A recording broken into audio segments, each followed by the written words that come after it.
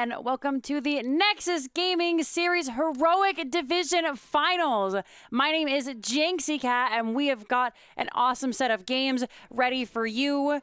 I'm going to let teams know 1 second that we will be ready to go in just a moment because they are all set and ready to get into this. With me tonight is the wonderful Snagananas, also known as Snag. How are you doing, my friend?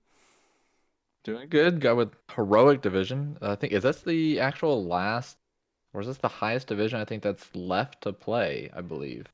I do believe you are correct. I think we have the NGS Division D and B D. are left, so this is Yeah, the highest level of play, grand finals to finish off the season. absolutely. Hopefully, So some good games. let's take a look at those maps really quickly, and then we will head on in to the games. I'll let them know we're ready while we're talking about it.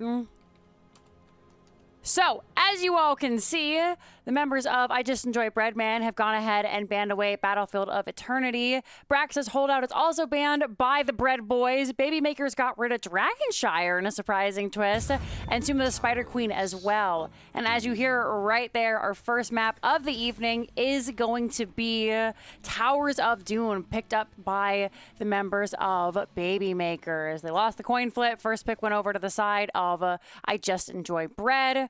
And now, without further ado, why don't we go ahead and head on into that draft? This is Babymakers on the right, correct? And Yes. Enjoy Bread's on the left. I'm just gonna call him Bread because I'm not gonna say the whole phrase the whole time. So, quick bans on those hyper annoying heroes of Maev and Medivh. Just if anybody can play them on a team, then you just get rid of them because they're just not fun to play against. You have to draft around specifically, and then if you don't draft and they don't pick it, and you're like, well, this sucks because now these heroes don't make sense. So might as well take them off the map. Yeah, get rid of them. That's where we see him a little bit more. We're actually going to see Stukov banned away again. I would be surprised if we see Brightwing coming out here in this fourth and final ban. Those are two other heroes you have to watch out for that are incredibly strong. In fact, there she is. So I feel like at this level, you kind of have to draft around the, picking the Maev later, whereas like in Div B, you can go ahead and just rip it. But not taking any chances tonight, just getting it out of here. And immediately, they already know what they want to do as we are flying through this draft. I think a lot of times these teams have, they play in the Pro Division. A lot of teams in the lower divisions like to have fun. They play wonky comps. They change up their comps like every week. Like, hey, what do we want to try this week? Usually in Heroic, you got 5 comps that might deviate by 1 hero in the comp. And so you just kind of rip them like, hey, this is what we like to play. This is what they like to play. Because of what they like to play, we're going to do this comp. So it's pretty quick to kind of go through them. Junkrat's super annoying. Vala's pretty good with the hyper carry. Dahaka's really strong in the meta right now with his latest changes. I mean, by latest in the last 6 months when Blizzard patches things because of dead game. Eventually we'll get there. So, again, just going straight through. I'm interested to see what they do with the Zarya. Now, I haven't had the opportunity to follow the higher divisions as much as I'd like to, but I think even after the Zarya buffs, everyone was like, oh, wow, she's super OP, for like 30 minutes. And then we kind of went back to what we know. So, still one of those heroes that you just pull out when you have a super strong comp that you think might work to counter the enemy. And they're really doubling down on the protection, grabbing this Johanna here as well. Really trying to put a lot of faith in that Vala. Yeah, I'm expecting with the Zarya, you're pretty much expecting that final pick is going to be a double soaker person. It's going to be a Malthael, a Zool, or something like that. They Bread smartly got rid of the Vikings, knowing that Babymakers does play it. And when you first pick the Zarya, you're like, well, okay, well, there's either your offlaner, in which case she's terrible, or your 4-manning, in which case then you're guaranteeing that somebody's going to be double soaking because Zarya doesn't have any soak. Right. Interesting. We're going to see the Cassia come out here. This is an insane draft from the side of I Just Enjoy Bread. They're classic. Yeah. Classic damage, classic annoying, follow-up damage, root, stuns. I like the new Barak to get rid of one of the players. You have go into double support. Get rid of one of the supports, break it even on to be able to kill somebody so they can dive in, web wrap the Zarya, go after the Vala. I don't know, actually going with the Blaze. That's interesting because Blaze it does not really have that double soak potential until 4. Even then, it's still kind of slow in compared to Dahaka. Yeah, that's a really good one. I was for sure thinking that, along the same lines of you, we were going to go Malthael, we were going to go Zool. Not only because they double soak really well, but also they bring a lot of damage. This is really, really committing to paper tanks on the Vala, just in terms of kill potential. I mean, if he goes down, that's pretty much the team fight for Baby Makers, I feel. I mean, Zarya does pump out damage because a lot of times you ignore the Zarya because you're like, oh, she's got shields. Oh, who cares? Like, we'll just let her do the shield, do the damage, do the team fight afterwards. And all the while, Zarya is putting a shield on your Vala to make her last longer. You eventually do get through all that. You kill the Vala, and Zarya has been sitting in the middle of everybody with her big ass beam doing, 100 damage every Yeah. 0.1 second or something like that. She actually, when ignored, Zarya does a lot, and I would assume she's going Q build here because the Nubrax usually plays back a little bit. Cassie and Junkrat playing back a little bit, so that puts a lot of poke damage actually when she's able to keep up her shielding. Absolutely. We'll have to see as we head on into game number 1. This is a best of 5 series, so plenty of games to come. Thank you very much for the follow. And as we head on in, game number... Oh, there's the flawless. Nobody's died yet. No, we're flawless! Oh, there we go. Okay. No flawlesses yet, but heading on in. Game number 1, best of 5 series. We got Hayes on that Malfurion. We got NyQuil on that Anuba Rack. Vesser is going to be your Cassia. Canny on the Junkrat, and Mundane Zebra will be your Dahaka. Who's rocking those members on the side of Baby Makers? So Baby Makers on the red team, you got Vala, Paper Tanks on that Vala, Marbuckle on the Blaze, Shibes on Joanna, Deadwish on Zarya, and Frecklebob on Deckard. Already positioning for that 4-man push, to try and get people out of position or slow them down.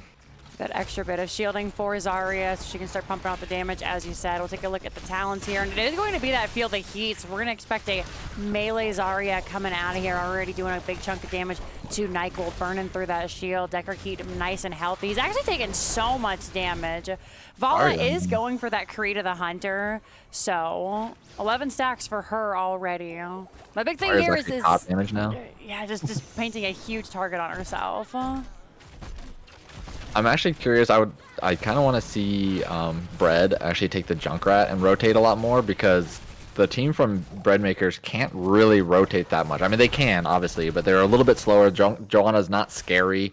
The Zarya's not scary. Like Junkrat can probably move between the 2 lanes and give Dahaka a break and force Marbuckle to either like really never show up ever or somebody from Baby Makers to have to try to soak a lane in fast enough. I think that would be a very smart adaptation to this because like right now you're just shoving your head into 4 people hoping something happens. Right, especially with all the defensive power they've got going right now. And also, they just have so much more wave clear than them. Yeah, absolutely. Also allows Dahaka to come down. I mean, you use that burrow, and then for 60 seconds, he is really slow to get around. Not that this is the biggest map in the world, but it does mean that, you are going to dedicate some time, potentially some minions being lost there. So Junkrat being able to get through, especially once he gets, gosh, I cannot think of the name of the talent right now. The, Ripper Air, so he can pass through those lanes so quickly with that mine. It can really be devastating just to have somebody constantly in that lane pushing against your off lane. Shield potions from Deckard as well. That's so really more interesting. Shielding. This is the second shield potions that I've seen in the last couple of days. Now, it's not as bad as the mana potions as it does scale. So they're expecting a little bit of burst damage potentially there. They're going to get the lock on a Cassia, which will come down on her armor there. They're going to look for Deadwish. Nice dodge on the Anuba Rack. The Boop looking for him. Actually manages to only bop Deckard away just in time. Deadwish gets back that personal shield. Paper Tanks also nicely dodging that route. Nobody going down just yet, but my goodness, they are explosive to start out here. That did. I mean, I think that was actually probably the best timing to be able to have to back because there's going to be enough time to come back for this objective. And then it's going to make another 4v4 fight. So far, the 2 assassins from Bread is just doing more than Zarya can defend against. Right. But Vala is scaling, so I'm sure that will help.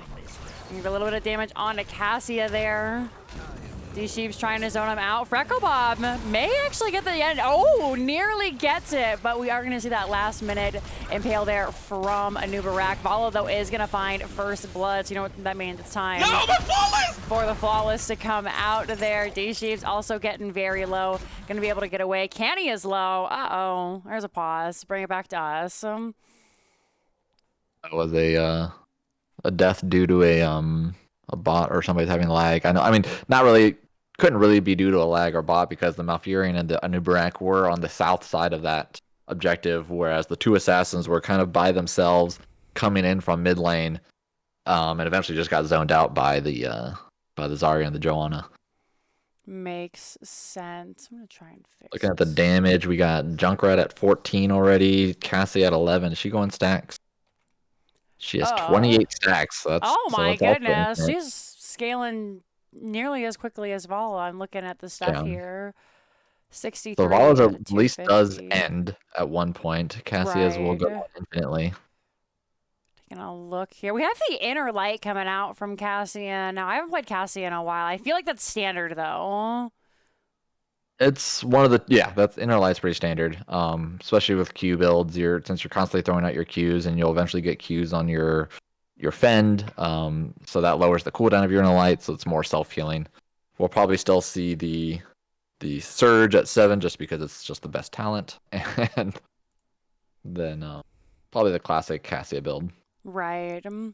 Makes sense. What happened to the stream? The players pause, and we always like to bring it back to the casters when there's pausing just to make sure that there is absolutely no way that anybody can get any kind of information from the casting stream. So as soon as the players get back, we will get back to the game. They haven't said anything yet. I'm assuming, as Snag was just saying, that there was some lag on the side of Bread as they did pause the game. So once we know, we'll let you guys know, but right now it's been silent. Not even any chatter. Usually there's some teams chattering back and forth about what's going on. Yeah. Pause, or are we in that role that can't see jokes anything? Or something. Oh, there it is. There's the first comment. Yeah, there wasn't even like laggy or DC'd or right. The Haka did actually not go for the race car. I mean, there is enough bushes on this map, but race car just makes it so much faster. Plus, every objective is surrounded by bushes where Dahaka can constantly get 5 seconds of vroom vroom. Yeah, all right. So, not going to tell us what happened there, but they're ready to get back in. So we will hop back in to the team. Thanks so much for you guys' patience. Oh, I turned the Flawless on again. My apologies, everyone. Nobody's dead just yet. Because it plays right at the start whenever I rotate to the scene unless I hide it, and I keep forgetting I have to hide it. But when I press it to activate it, I need to move the button because it locks onto the observer. Do you have a Steam Deck or do you have it tied to a hotkey on? I have it tied to a hotkey. Uh-oh, goodbye, Zarya. Oh, barely got over that wall. Oh, just barely. We are going to see the trade out for Cassia there, though. So 1 for 1. It doesn't go down completely smooth for the side up. I just enjoy Breadman, but losing that Zarya has really got to be rough. They did trade Cassia, so the invade isn't likely with just Junkrat here. The Volley does take this pretty quick. Deckard has nice lockdown. Johanna has a nice lockdown here in the middle lane. These are our coolest and most attractive players. Just sacrificing that screen time so that we can have XP, and they're just all about the soak. Sometimes we'll see a little bit of a face-off between the two, but this time around they're not even looking at each other really. I'd say Dahaka probably going to dismount here. Yep, there you go. Perfect. So he misses a little bit of soak on top, and Dahaka will be able to catch it. Those little interruptions there actually do play dividends. It happens 3 times. That's basically a half level. 3 more times, and you got a level lead strictly from your offlaner. Absolutely. It's in these divisions, I feel like, just those little things are what really set teams apart. Now, that's not to sneeze at the members of Baby Makers. They are the number 2 seed in the division. They were number 1 up until, I think, the last week or the second to last week, where Bread did pull one out over them.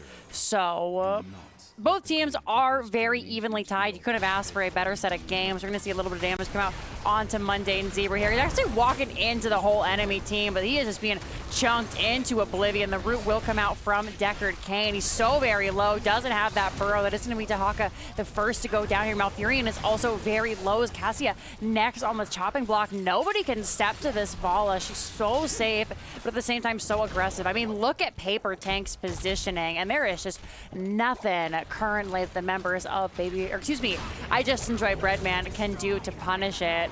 Once we get to the point of Heroics, we will have potentially Valkyrie, we will have Cocoon for that, so I expect these fights to go very differently, but for the time being, it's really nice. I actually really want to point out Marbuckle's play on the Blaze there. He actually got a really big stuns and changed his targeting with after going after the Dahaka, running him down with the movement speed, and then with the Adrenaline Stim Pack, and then immediately changing focus to get a stun on the Cassia to get that kill, who happened to go a little too far trying to punish the Vala. So I think a good play from their offlaner. That's one of the big things about having the Blaze in the offlane, where you might lose some soak here and there, but really not too much because he's still a good soaker. But he just brings such a big stun to any team fight that it just guarantees. I mean, the stun is just bonkers of why it's in the game. One of those ambiguous stuns, just like Imperious. Yeah. Seen a lot of damage down here in the bottom.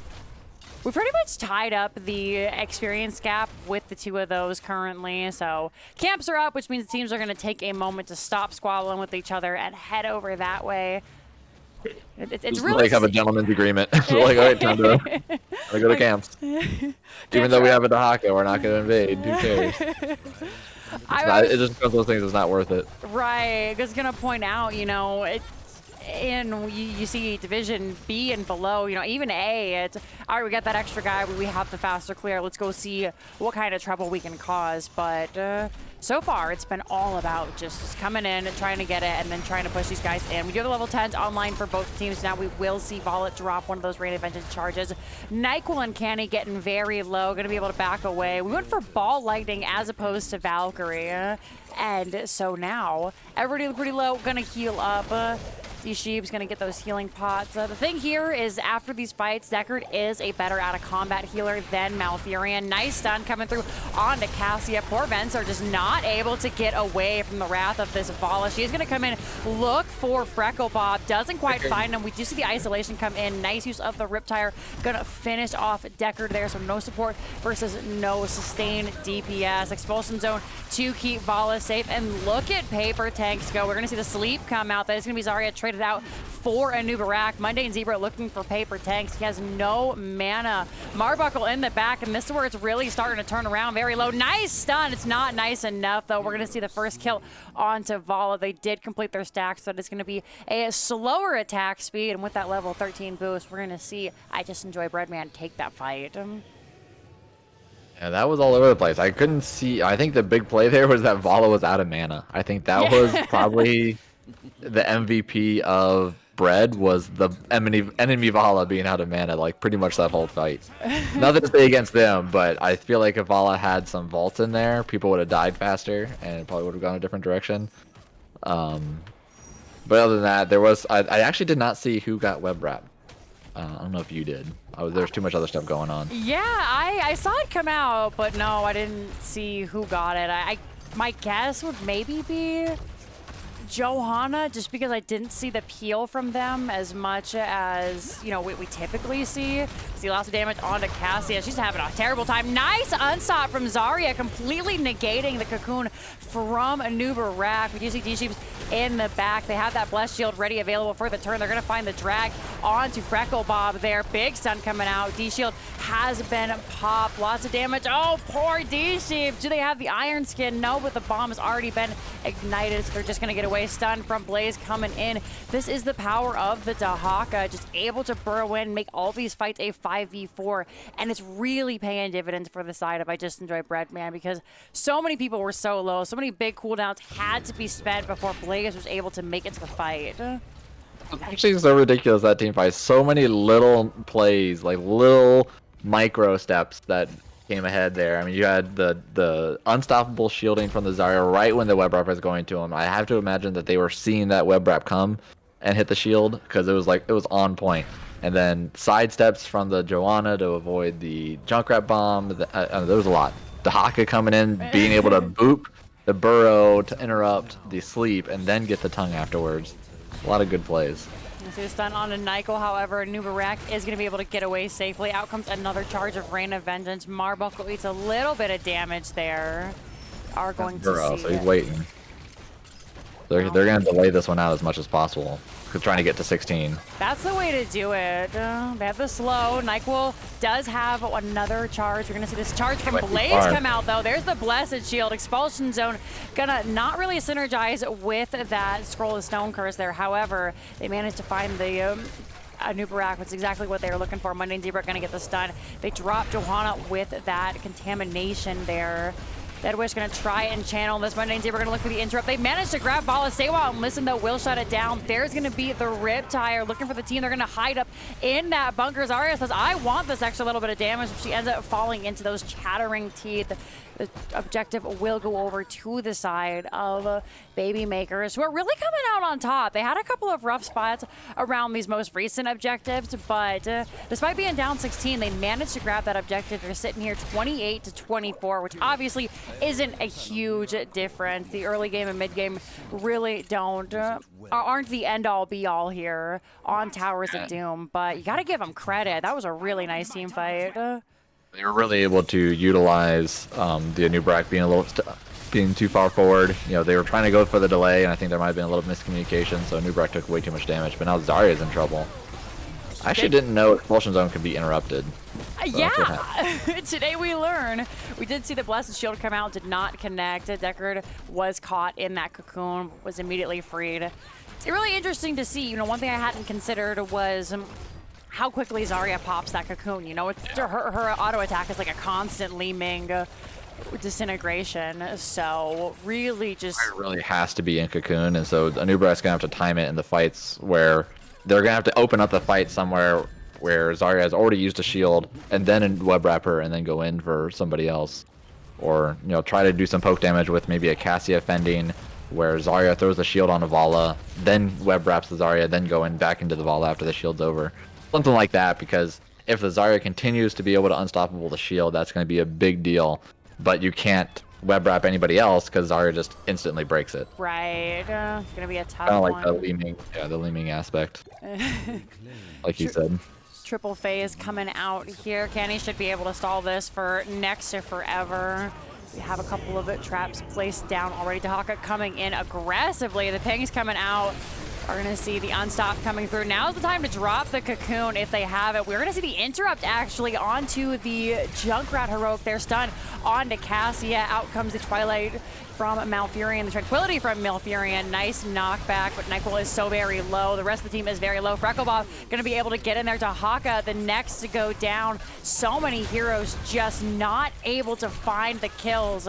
Really nice play by Frecklebob. He's keeping everybody comfortable, alive, maybe not necessarily comfortable, but alive. That's all they can ask for.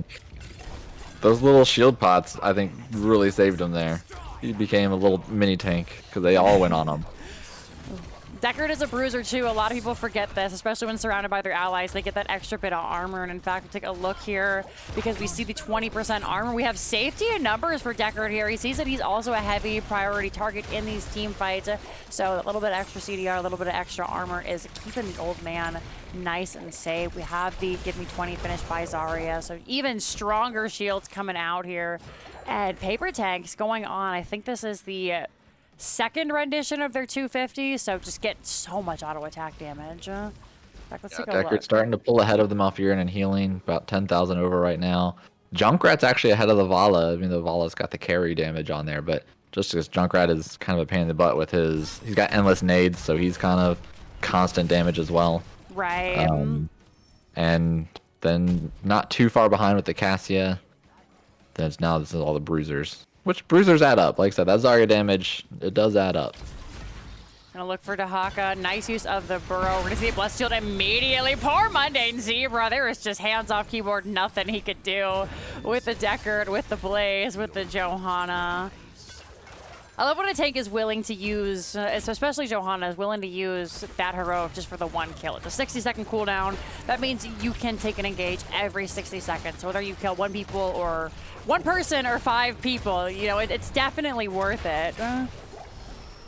Boss gonna especially once you get to about level 16, ripping any number of heroics for a kill is usually worth it because the death timer becomes long enough where you can gain advantage on the map. Like right now, they can take the other camp just because that death timer takes 40 seconds now.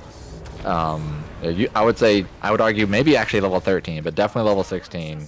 Rip as many ultimates you want on one person to get if you can guarantee a kill. Gonna grab their own camp. I absolutely agree. Just taking a look at the talents here. So pretty standard across the board, it looks like. Nothing that super catches my eye is out of the ordinary. Collision course, of course, makes sense. Thermal protection for Blaze. Each enemy hit by jet propulsion grants armor, and then reduce the cooldown. So really going all in on the engage. I'm gonna look to push this bottom tower here. It's just so clean and so collected. Everybody is really just so focused on, you know, what you need to do. And when you say it, it makes like no duh, of course, that's what you want to be doing. But the needless team fights aren't coming out. We're going to see lots of damage coming out onto that Zarya Cocoon, trying to get her out. Blaze immediately dropping that bunker, trying to get everybody to safety, but only himself will be able to get in. Mundane Zebra just immediately obliterated. Out comes the Malfurion Heroic. Not going to be enough, though. Nubarak goes down. Cassia goes down.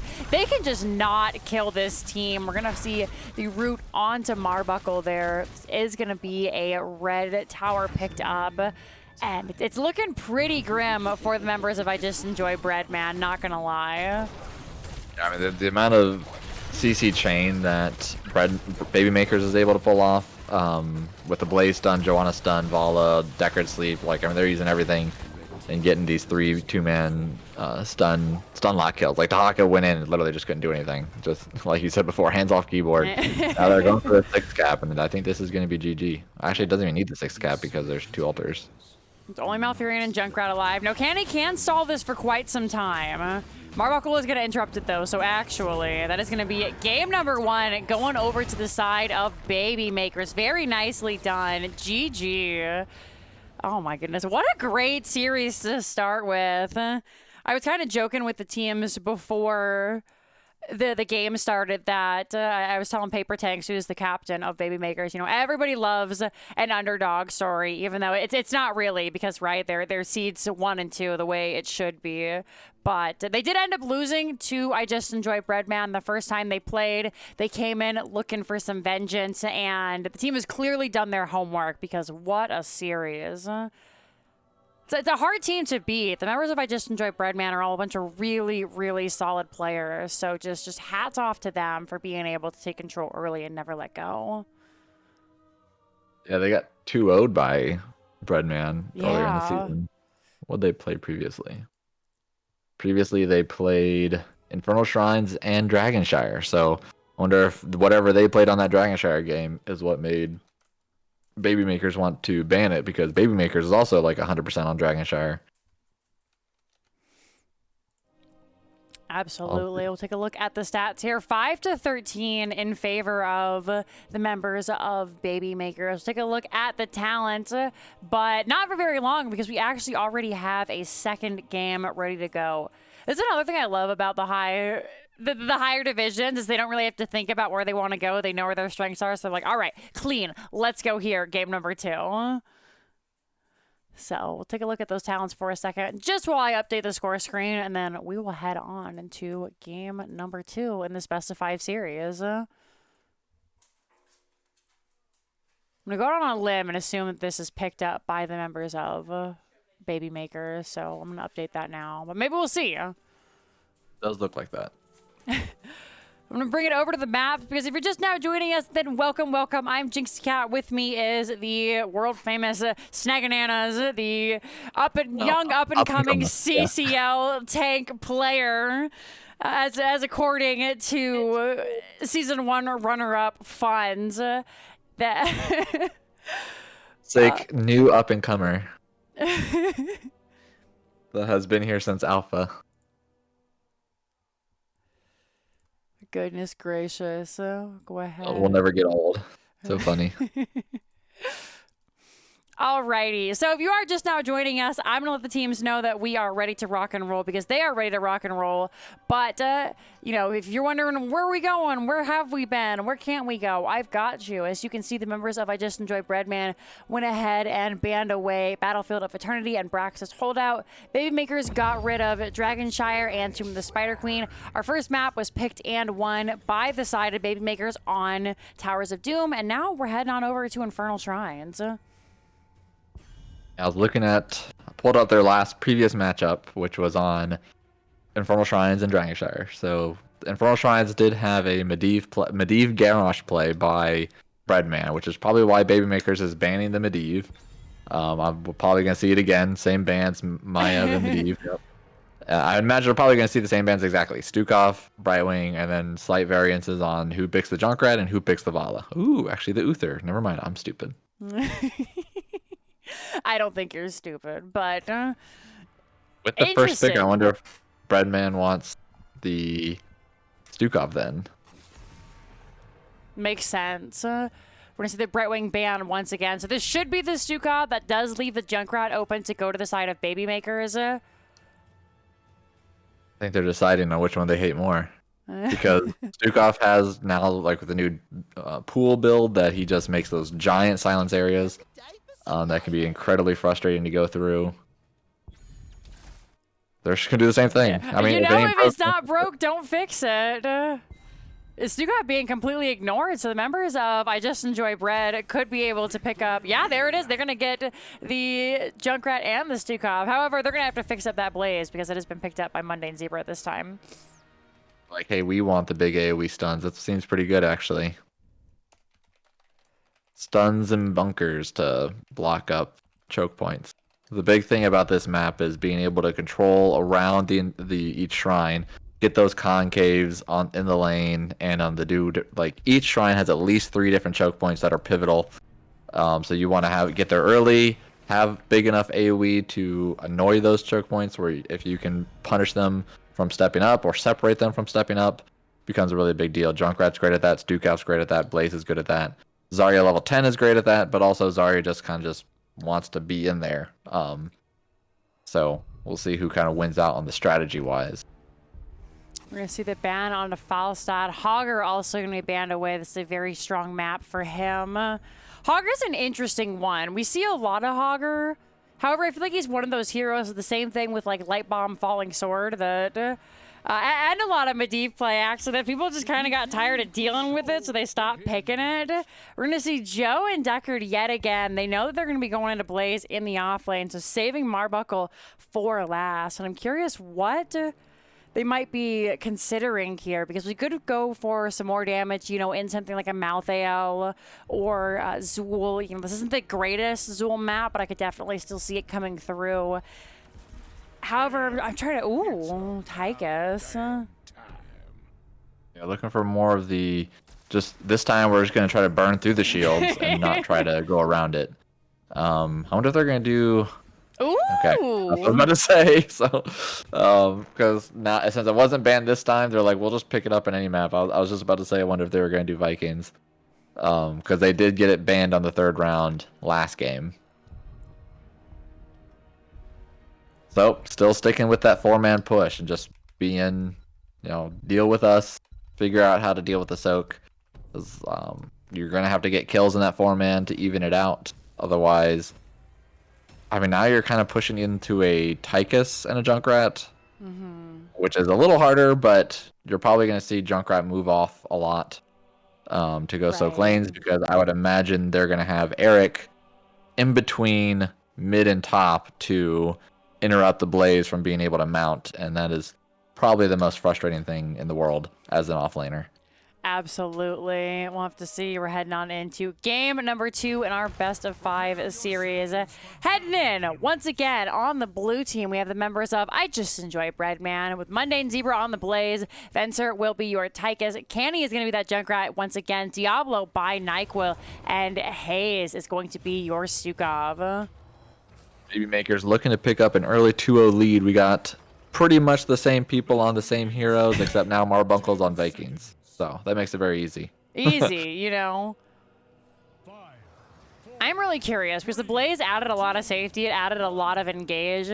So we're definitely going to see a change up in the way the teams are playing. We have the aggressive Blaze on the side of I Just Enjoy Breadman now. They're going to head out, look for that fight. They see it's not really worth it. We'll take a look once again. The only quests available now are the Creed of the Hunter for Vala and then, of course, Diablo's Souls, which are just baseline. Already, Unstop has to be popped by Johanna. So we're going to look to fight up here in the top.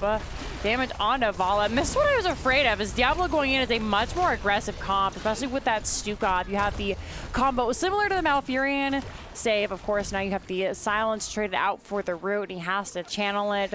But this does put Paper Tanks in a much harder position because the tank can just dive past Johanna.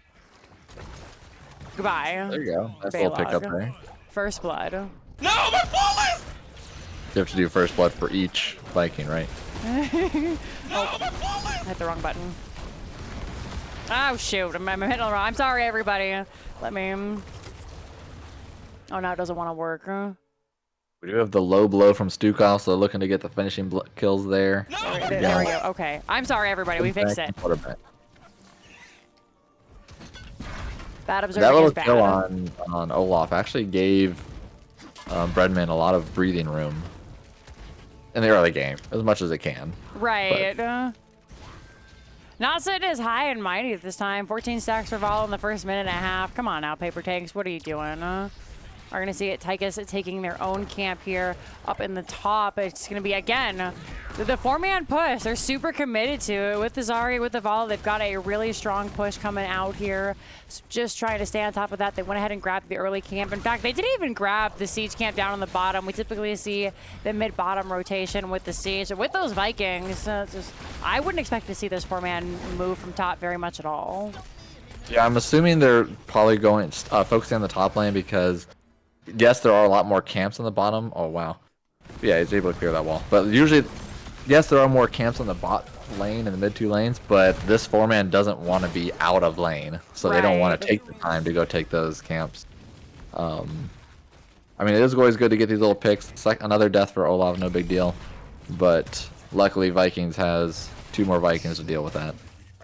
But isn't the nice thing about having the four-man pushing one lane is if you do lose a Viking, you can just send another one up there and you don't lose the soak, you know. Kind of like Bacteria, just always there, multiplying.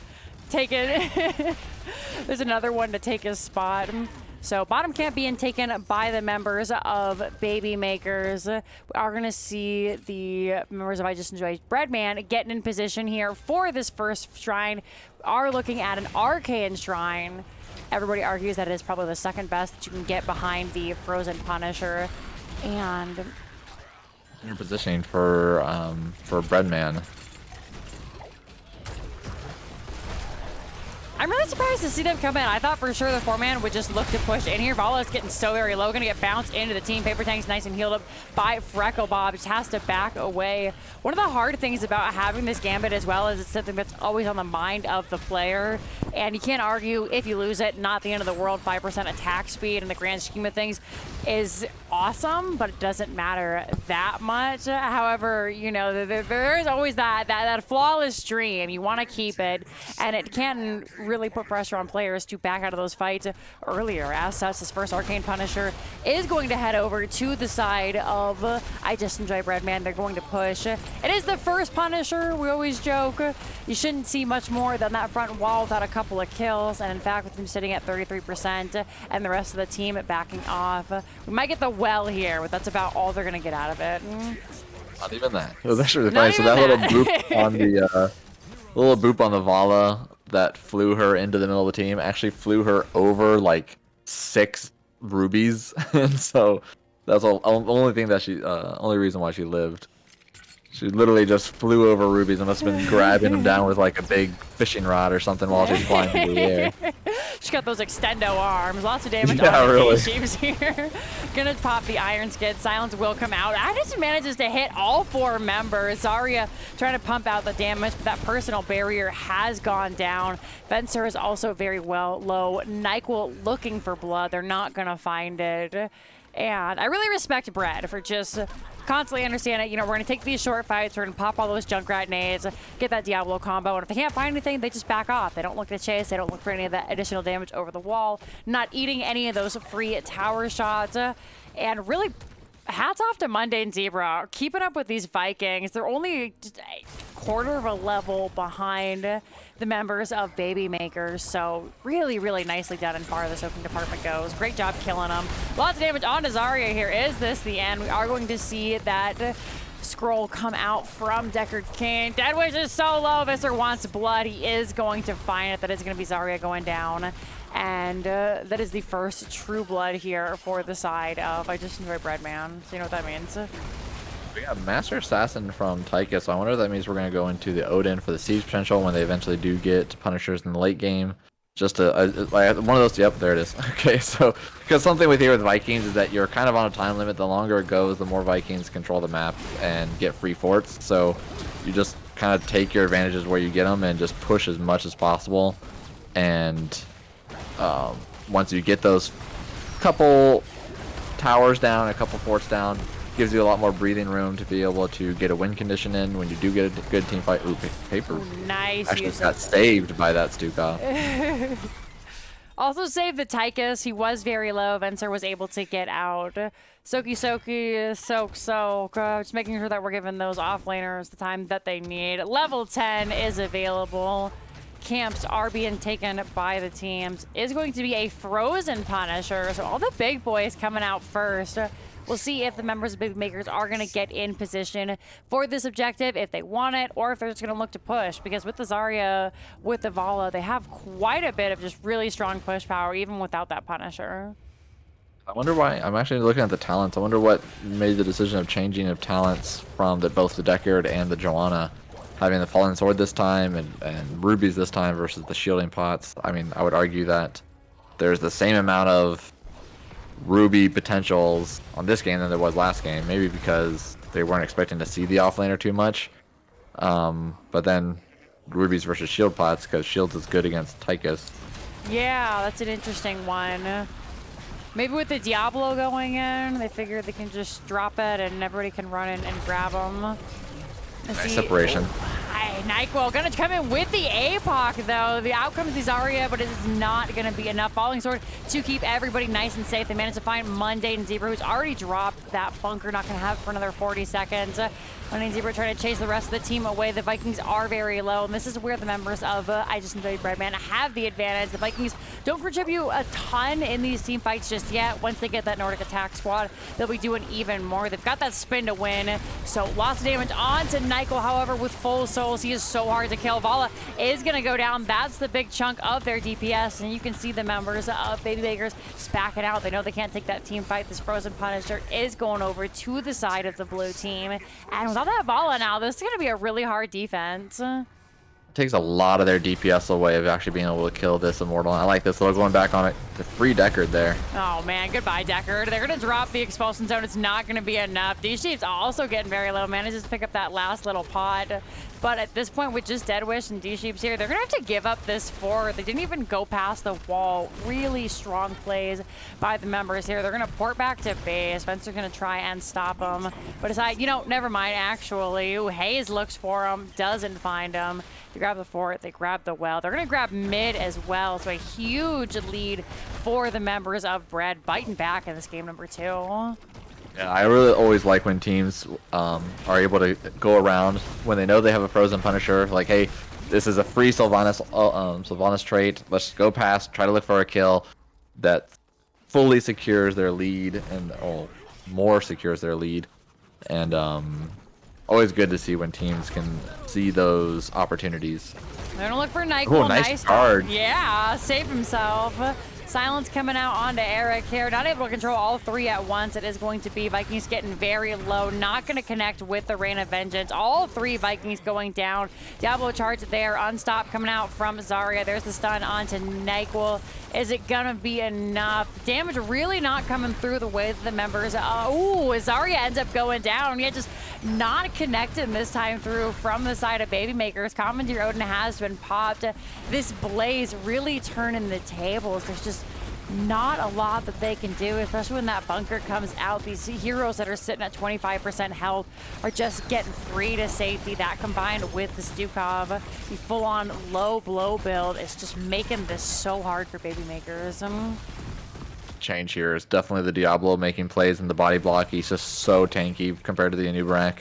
And then the Stukov. Low blow is, I think, has gotten so many kills this game. It's hard to count, but let's see how many kills there are. There's 5. A lot of Vikings. Stukov I definitely know Stukov has kill. gotten 2 kills. Yeah, he's definitely been like a main component of getting him low with that low blow, which I guess is the point of the talent. This I completely turned around from last game. 5 kills to nothing, 16 2-level lead, whereas last game they were pretty even the whole time, and they were just able to get better team fights or Baby Makers was able to get better team fights. Now it almost seems like it's not even close, even though Baby Makers has their Vikings that they like. Baby Makers is definitely one of those win more teams, and I don't say that as an insult because they can take a really strong lead and just run away with it, right? We've seen them make some devastating plays where they find some heroes early on and then they just go with it. However, having Vikings and being down in levels is really devastating. They don't do great in a team fight around these shrines. They're just not getting exactly what they're looking for. So there isn't the same power I feel like they had in the early game, and it's really dragged on to this late game here. They don't have level 16 yet. Well, the members of I Just Enjoy Bread are already getting close to hit that level 17. Obviously, no talents there, but they're constantly just pushing further and further ahead. They are on road to hit 20 first. The Silence is just destroying Vala, being eaten alive. Deadwish the next to go down. Mundane Zebra tanking these tower shots so the rest of the team can finish off those kills. With Odin down once again, they are just going to be able to back out, get those 2 kills, and it looks like this middle keep is going to go down here as well. Yeah, the Stukov is just so annoying. Like the giant silence that you get back every second because people stand in it because it's impossible to get away from it.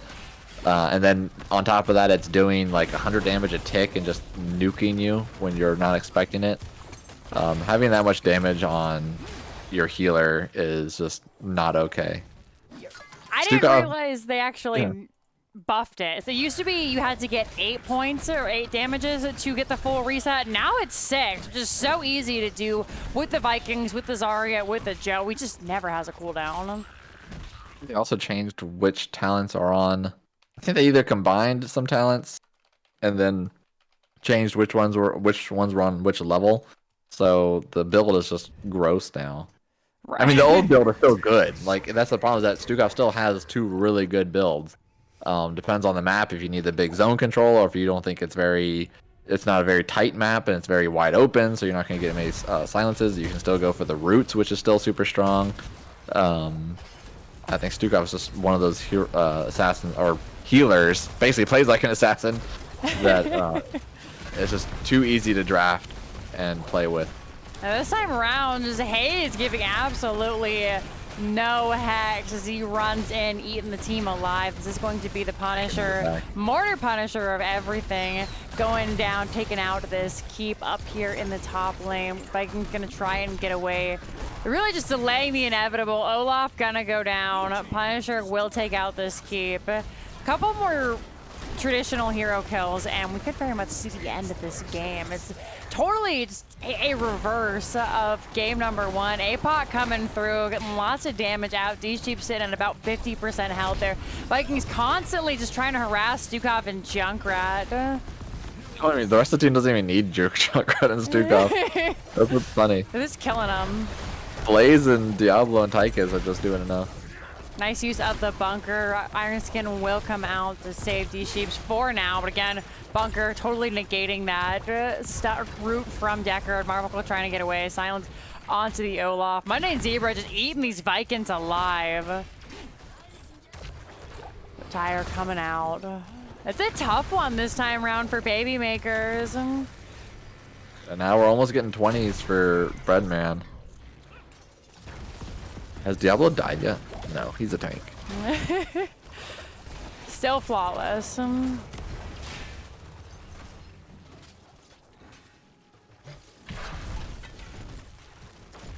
gonna look for this Got bottom condemned from cave. the Johanna. That's interesting. We don't see that too often.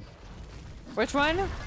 In the Holy Fury, the Burning Rage. Johanna's Oh, Burning for Rage sure. down. I guess for Shrine Clear they were hoping. They really haven't had the opportunity to fight on the Shrine. Down level 20. Baby Makers are going to have to look for a miracle right now if they want to turn this around. They're still sitting with a big goose egg in the kills. Commandeer Odin has come out. We do have that big red button as well. So the extra nukes to do extra damage to keep us falling fast. Sitting at just under 50% here. Team not even worried. They essentially went from sieging top lane to just run all the way bottom to siege bot lane with Odin on both lanes. They fought long enough for Odin to come back. Like, okay, we're done here. Let's just go to the other lane and push Odin again, and do another siege. Odin's not even good. May as well pop Odin. Haven't picked Odin in a while. Good forehead. Resident sleeper. Oh man, only real Chads win with laser.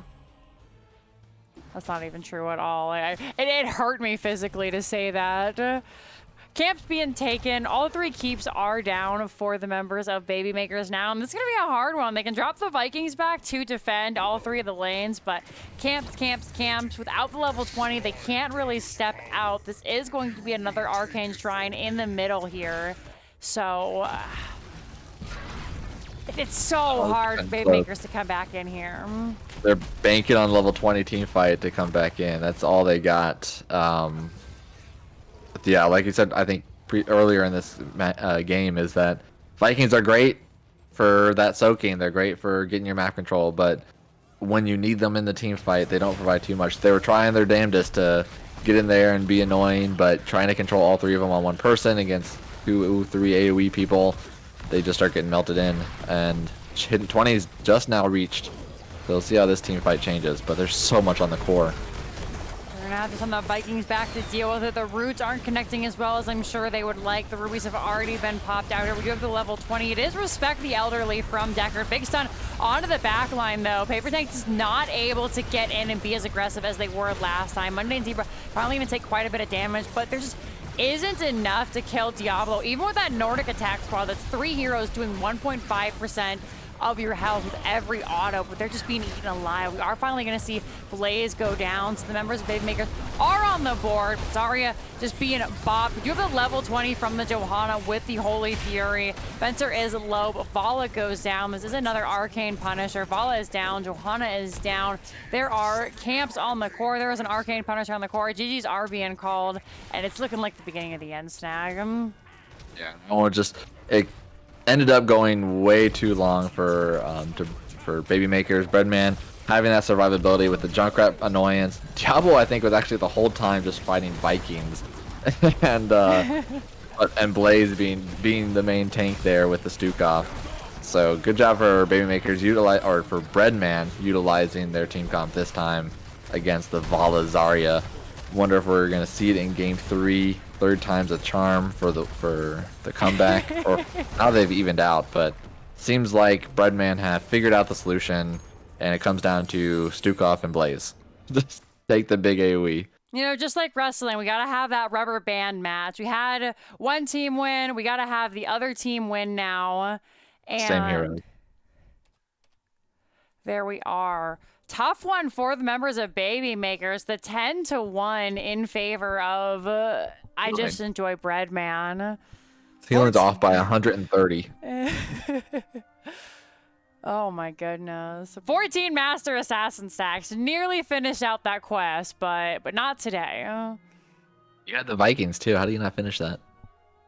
Did he really even see the Vikings? They kind of just felt like Diablo with the Flame Stomp build was getting so much healing that it never really mattered. And then Mundane Zebra was just kind of eating them, you know, almost like donuts. Just pop, pop, pop, going down. So... yeah, that stun damage at 13 from Blaze would almost just kill Eric by itself, I think. Yeah. That was a tough one there for sure. So we'll see if they go with the same comp in game number 3, like you were saying, if there are a couple of adaptations. An Equal Diablo, nothing to sneeze at. We'll go back to the stats just super quickly here. No deaths. Actually, the only person going down Mundane Zebra. So, you know, if you have to blame somebody for the feed, then you know who to blame here. But He only died at the end of the game. right? You know, if you die for the core, it doesn't really count. Everybody knows that. We'll even up the score, and then we'll take 2 minutes just for a break after that second game, and then we will hop on back for game number 3. But before we head that way, I will show you all our score screen. So bring it on over to there.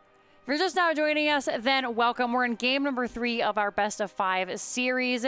Game number 1 was picked up by the members of Baby Makers. They went for Towers of Doom, ended up winning that map. Game number 2 also picked by Baby Makers, but won by Just Enjoy Breadman. And now game number 3, we're heading over to Volskaya Foundry. This is picked up by I Just Enjoy Bread. Oh, this time picked by Brett. Okay, so possibly that we're not looking at the same comp from Baby Makers this time, because they're not going to have the second pick 1-2 Vala Zarya.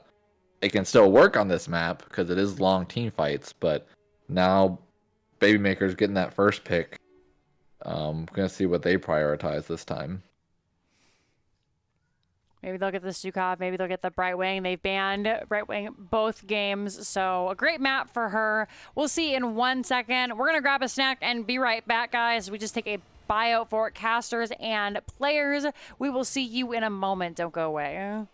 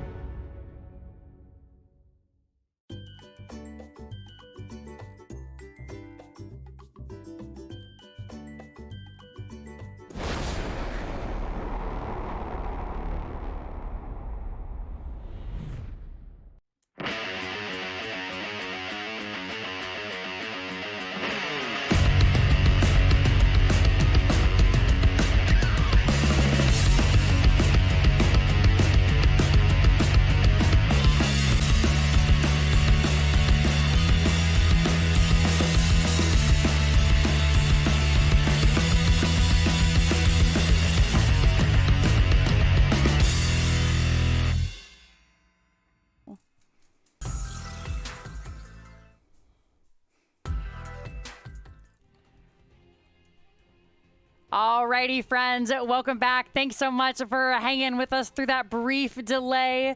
We are ready to go on in. So again, we are heading over to Volskaya Foundry. We're letting the teams know that we are ready. So in any second now, we should be in that draft. Volskaya Foundry, we don't get to see that too much as it isn't in the ranked pool, which is where a lot of teams like to practice when they don't have scrims.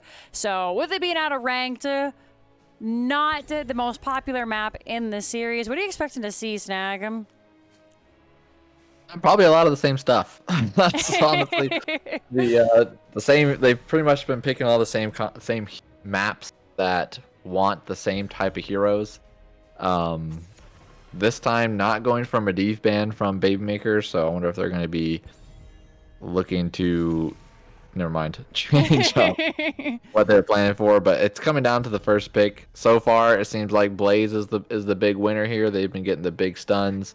Stukov's always a big winner. See who leaves it open. If Breadman here is going to leave the Stukov.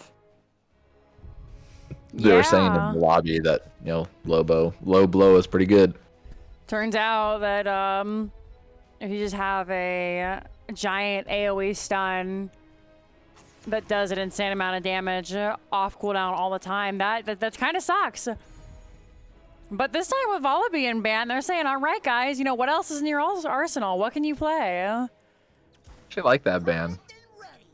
Junkrat this time for paper tanks. They're just gonna do it again. Run it back. Get the big stuns, big silences. Again, if it's not broken, don't fix it. Ooh, but a Stitch is coming out this time. Like it. So don't go into them to force the big stuns. Bring them into you. This is a fight. This is a map that you know where people are going to be standing on the point. You know people are going to be standing just off the point.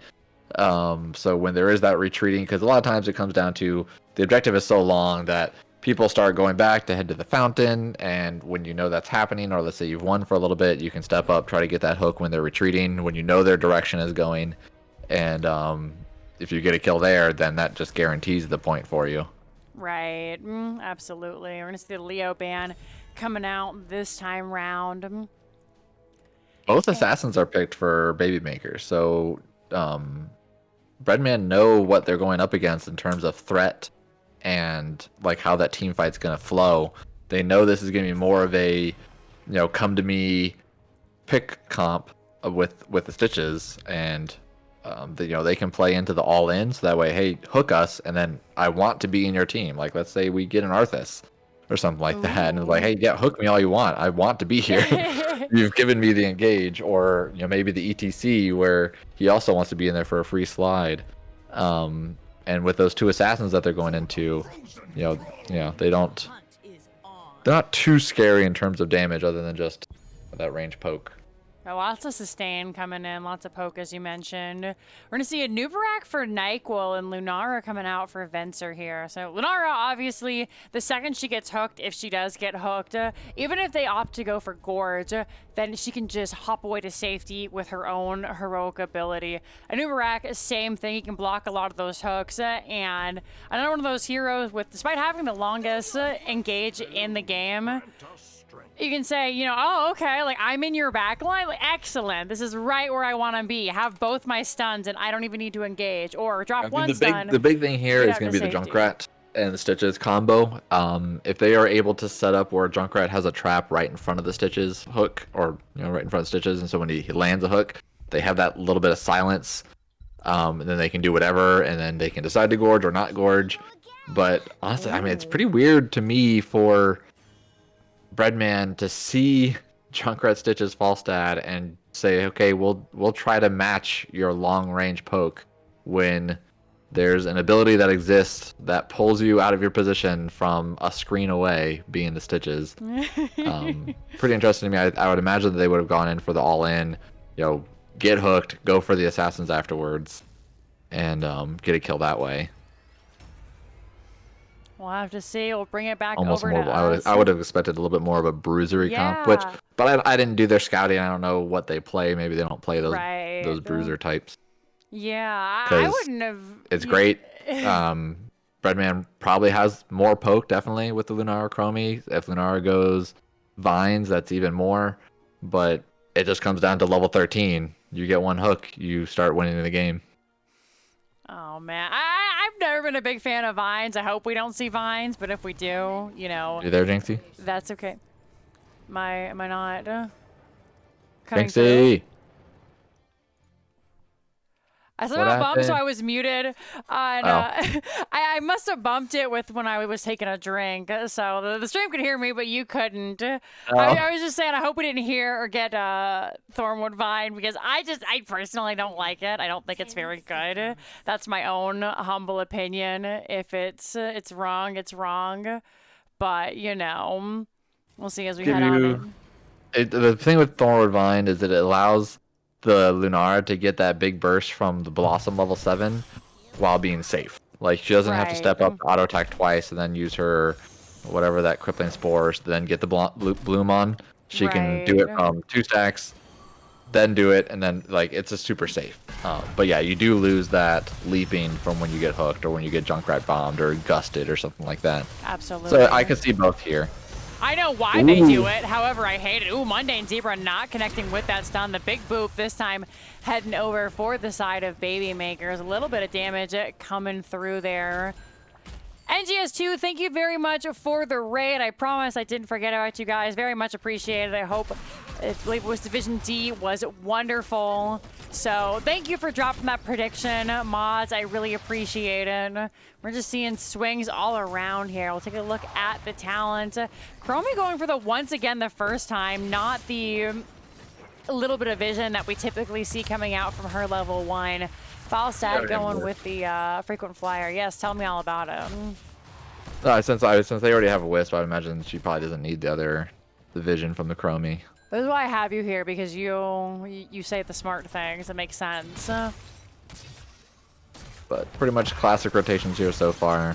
Just wave clear versus wave clear. Probably gonna see the same thing that we saw in towers, where teams do a gentleman's agreement to just play the map and go to camps and not do anything weird.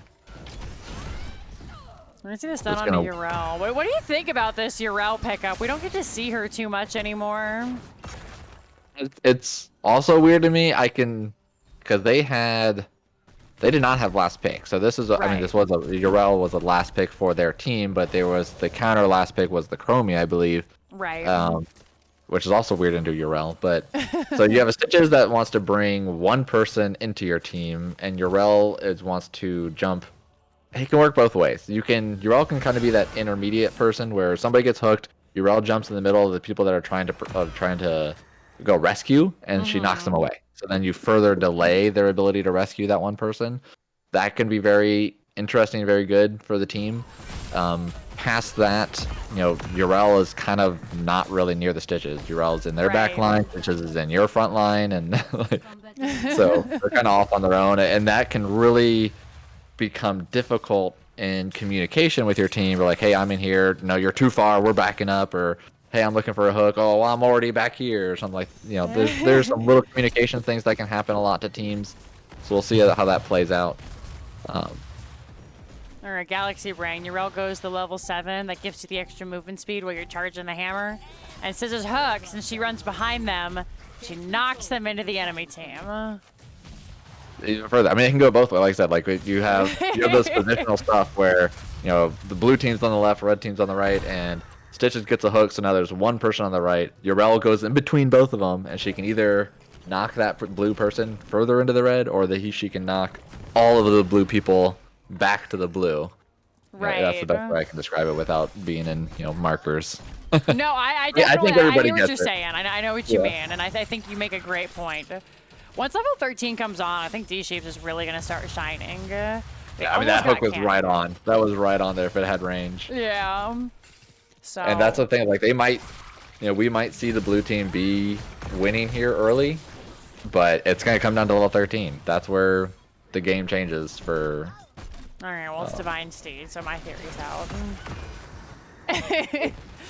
It's not the worst thing in the world to lose early on Volskaya Foundry. It's kind of like Infernal Shrines, where the objective doesn't matter that much. Ooh, Nyquil's getting absolutely eaten alive here, but they are going to be able to burrow out with that unstop. We do have these turrets available once again. Talking about if this Stitches and Junkrat are on point like this the whole game, I mean, it's going to be tough at level 13. They're just hanging out right now. Pretty even. The members of I Just Enjoy Bread will have the opportunity to come and fight in here one more time. A couple of kills here should decide who ends up getting this. But again, if you lose the first Punisher, it's not the end of the world. In fact, I think most teams would rather lose the Punisher than lose more than one hero, right? You lose a hero, you leave. Or if you start getting super low, you leave. It's not worth losing 2 or 3 people for. We are going to see all the turrets come out. We do have 2 turrets on the side of I Just Enjoy Bread. I like Baby Makers backing up, tapping, resetting. They know they have their own opportunity to come in. They haven't grabbed their own turret yet, so that is still available. Mundane Zebra is getting kind of battered down on the bottom by Marbuckle, who is looking to come back, but now he's actually dishing it back out. So very back and forth so far. The hard thing with the poke from Baby Makers is they're not able to step up into these turrets. They're kind of just waiting them out for the time being, but that clock is ticking. Now's the overtime fight. 1 or 2 heroes here. We are going to see Chromie with her level 10 online. Nyquil is so very low. Marbuckle very low as well here. Dead Wish also low.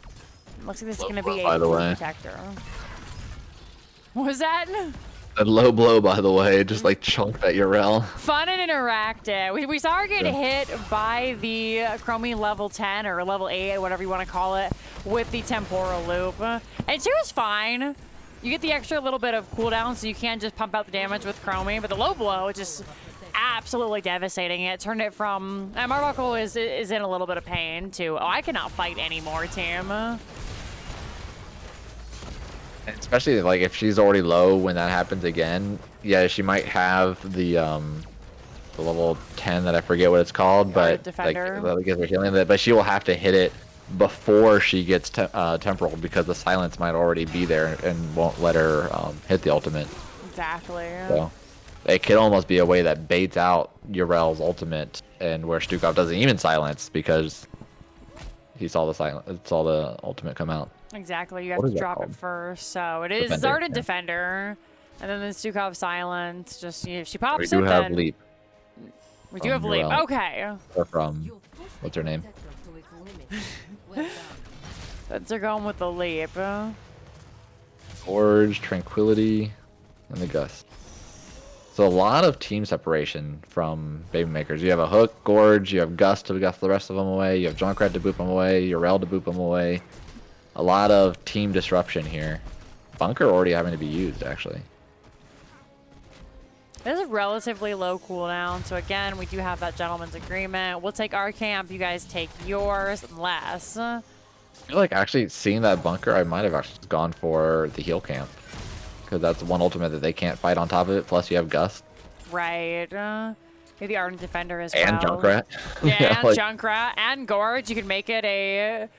However, V5, if you want to do that, 4v5, 3v5, separate with the Gust. We'll see if they look to do it. We have Wisp and Junkrat Mine to keep an eye on it. Nobody's taking the heal just yet. It's one of those risky plays where you could do it and then you end up losing, and now it was your decision, but they got the heal camp and you died, and it's just terrible. But could be reward of your decision, you get the heal camp, and you don't lose anything. One thing I've noticed is, Baby Maker is not really willing to take these feast or famine plays. They'd rather play it safe, which is understandable, of course, because as you said, if you end up losing too hard there, they're not going to find the hook. But I don't know if I necessarily would have given that up completely for free. No, they didn't even try. I mean, they were down 13, so I think that maybe that's what it was. But I mean, 13s don't make that big of a deal. But yeah, they didn't even like do damage to them. It was like completely free.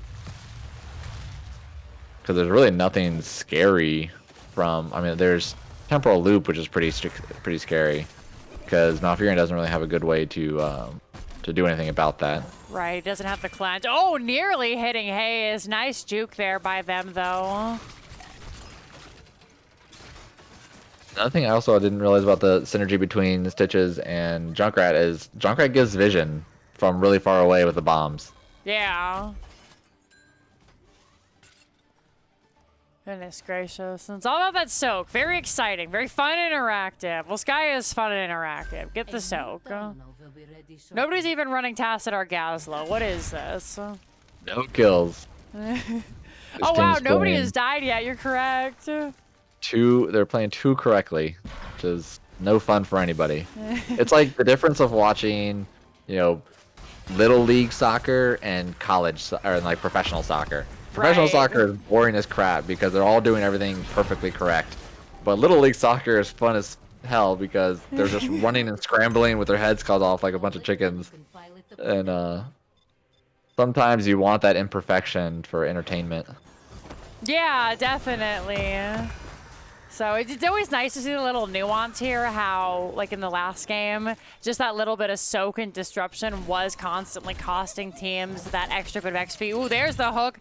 There's the Gorge. They're running. We have a couple of things here. We've got the roots from the Junkrat. Oh, my goodness. They actually used the heal camp and trying to get out. And again, just dropping it so the members of the blue or the red team couldn't have it. Stukov now in the chopping block is booped away. Gonna try and drop the silence, but that is that. Ardent Defender did have to come down for Urel. Not getting too much healing out of it.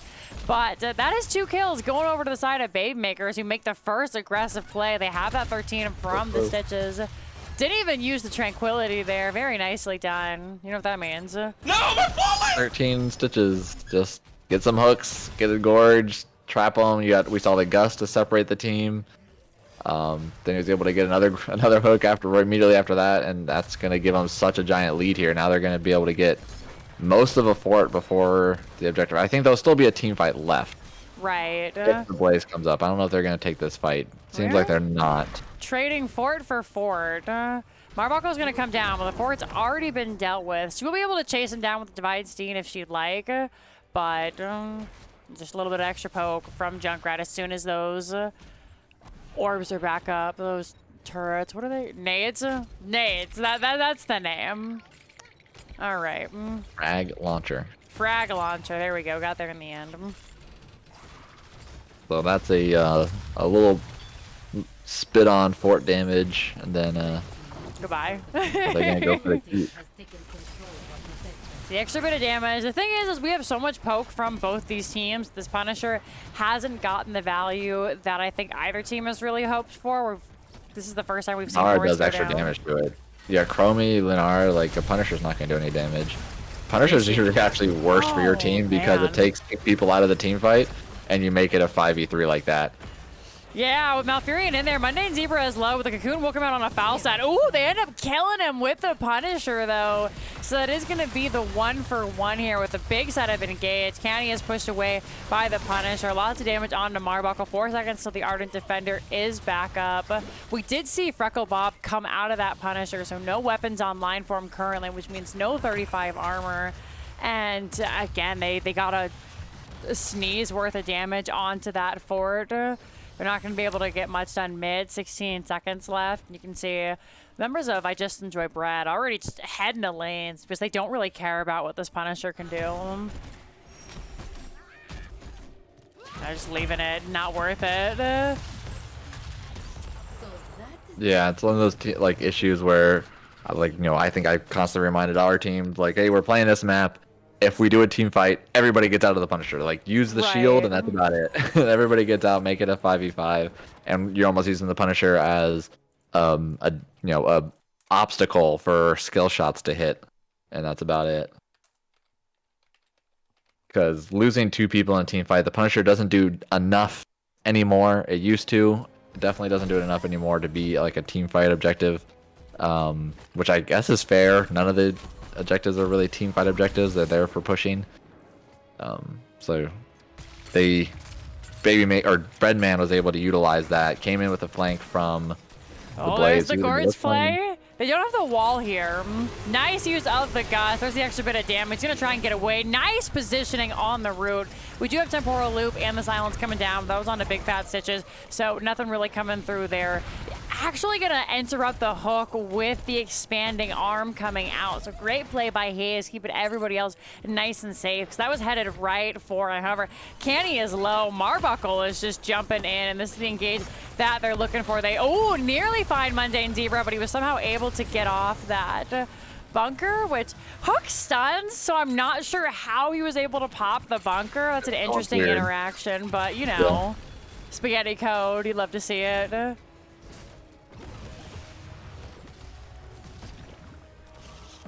Sure can't be fort to fort.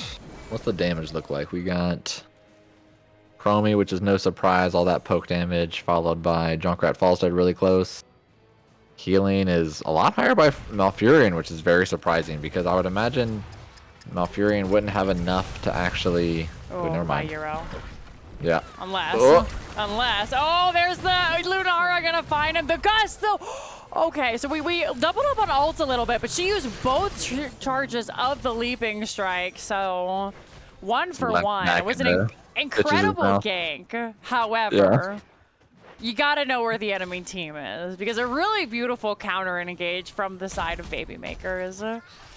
What an even set of teams. This was just a fun series. So I'm very surprised that Malfurion's been able to do so much more in healing. I mean, I know there's been just a lot of poke damage, which is probably the most of it, but a lot of Malfurion's healing comes from that Moonfire procs, which I guess you don't need it when Regrowth is doing all of Chromie's damage. Right. They haven't really been able to get onto the assassins, and it's really been helpful. Obviously, in that last fight, Lunar went over the wall, and as such, you go behind the tower, assist kills them. They're going behind the towers yet again, gonna be able to get out. We have the level 20 online. They managed to get a good chunk onto Dead Wish. We have to drop the healing camp from the side of the red team. 20-20 here. Surprising decision from there. I mean, the web rep, I think they were trying to hope to get more with the rewind from Anubarak, but luckily he had the rewind to be able to back out from that burrow. We're gonna find the gorge. We'll see if they're able to get much done. You're all gonna try and take this. Out's gonna come the bunker from Blaze. Both teams get in. We've gone for the upgraded bunker as well. Marbuckle had to use their own heroic. Finally coming out there. Nice use of the wind tunnel. This was the blue turret immediately placed to try and shoot everybody away. And it's one of those team fights where everybody presses R and everybody lives. The only things available are temporal loop and leaping strike. And I believe it's because leaping strike has 2 charges and temporal loop is a pretty low cooldown with CDR. Yeah. Yeah. Ooh, another hook, but not gonna follow up on this time. Lots of damage onto Urel. She has the unstop from the Seraphim at level 20. Oh, coming back in. This time just getting eaten alive. Mundane Zebra putting in the work there. They're going to look for the hook. They only managed to find an Nubarak Beetle. One of the reasons Stitches can really kind of struggle into a noob. We do have the Master Hooker at level 20, so they'll have the hooks up even quicker with everything. Nice use of that timeout. Really, really nicely done. Candy Spellman a mile away. Yeah, that's one of the things with Urel that she ran in there. She had to use the Unstoppable to get away from the Anubarak stun, but then Chromie's like, okay, fine, I'll just temporal loop you and you'll come back. Because she already, I mean, with that Ardent Defender being a 2-minute cooldown, it's just, you can't really do anything within those 2 minutes without dying. Right. So smart play from the Chromie to see that opportunity. Have to forgive me there. My mouse going crazy. Yeah, it's actually going to be an objective on that bot lane that Mundane Zebra was able to get by himself with the help of with Venser early on. So now there's just going to be a Punisher pushing into a keep. We'll see how they're able to fight it. Who's going to go in? I mean, the biggest thing here is you probably want to have one of the DPS in the support in the Punisher, just because if you were to put, like, you know, a Nubarak Blaze in there, then your whole back line just gets eaten alive. But it's still really risky to have, like, you know, Stukov in there, because he's got a lot of the counter engage coming through and the engage shutdown. So right now they've got a Nubarak in. Nodian right now leaving it. Yeah, they're trying to figure out what to do. Oh, maybe they weren't expecting to get it that easily. I don't know. Blaze hasn't really even decided to come nearby yet. Falstead's gonna go to counter with the fly. They're actually just ignoring it at all. I guess they're just gonna go for all 3 forts. Well, late third Punisher looking for the 4. They should find it relatively quickly. 19-minute Punisher is still nothing to sneeze at, but it's just being absolutely bonked. Yeah, I like that. Stitch is not gonna, you know, try to hook somewhere weird to where they might not be, or somebody might be waiting. This is like good come down to Stitch is just kind of like weaving between the Punisher and catching somebody else. That's the best way to do it. You try and hook at the Punisher, then, you know, you hit the Punisher, but unless you can predict somebody coming right out of there, you're not going to get much. It's got the extra little bit of percentage damage, so it will technically do percentage damage to the hero or the Punisher as it is counted as a heroic unit, but not something you want to waste your only engaged tool on. Ooh. Does the Punisher count as getting a hit, and then so it reduces the cooldown of hook? Like, can you just spam your hooks on the Punisher? I actually don't know that. I think so, because it counts as a heroic unit, you know, the same way a Dragon Knight does. However, I don't know if it's the same. Like, I know you can't use Cursed Bullet on Dragon Knight. You can't use Cursed Bullet on Punisher. So that's something we'd have to test. I don't know if you get the 5%, but I think it would give you the CDR. Yeah, that might be true. Alright, gonna come back to waiting on hooks and then trying to dodge hooks. Oh man, the very exciting gameplay of high level HOTS where it's everybody soaks and stays out of vision until one team doesn't.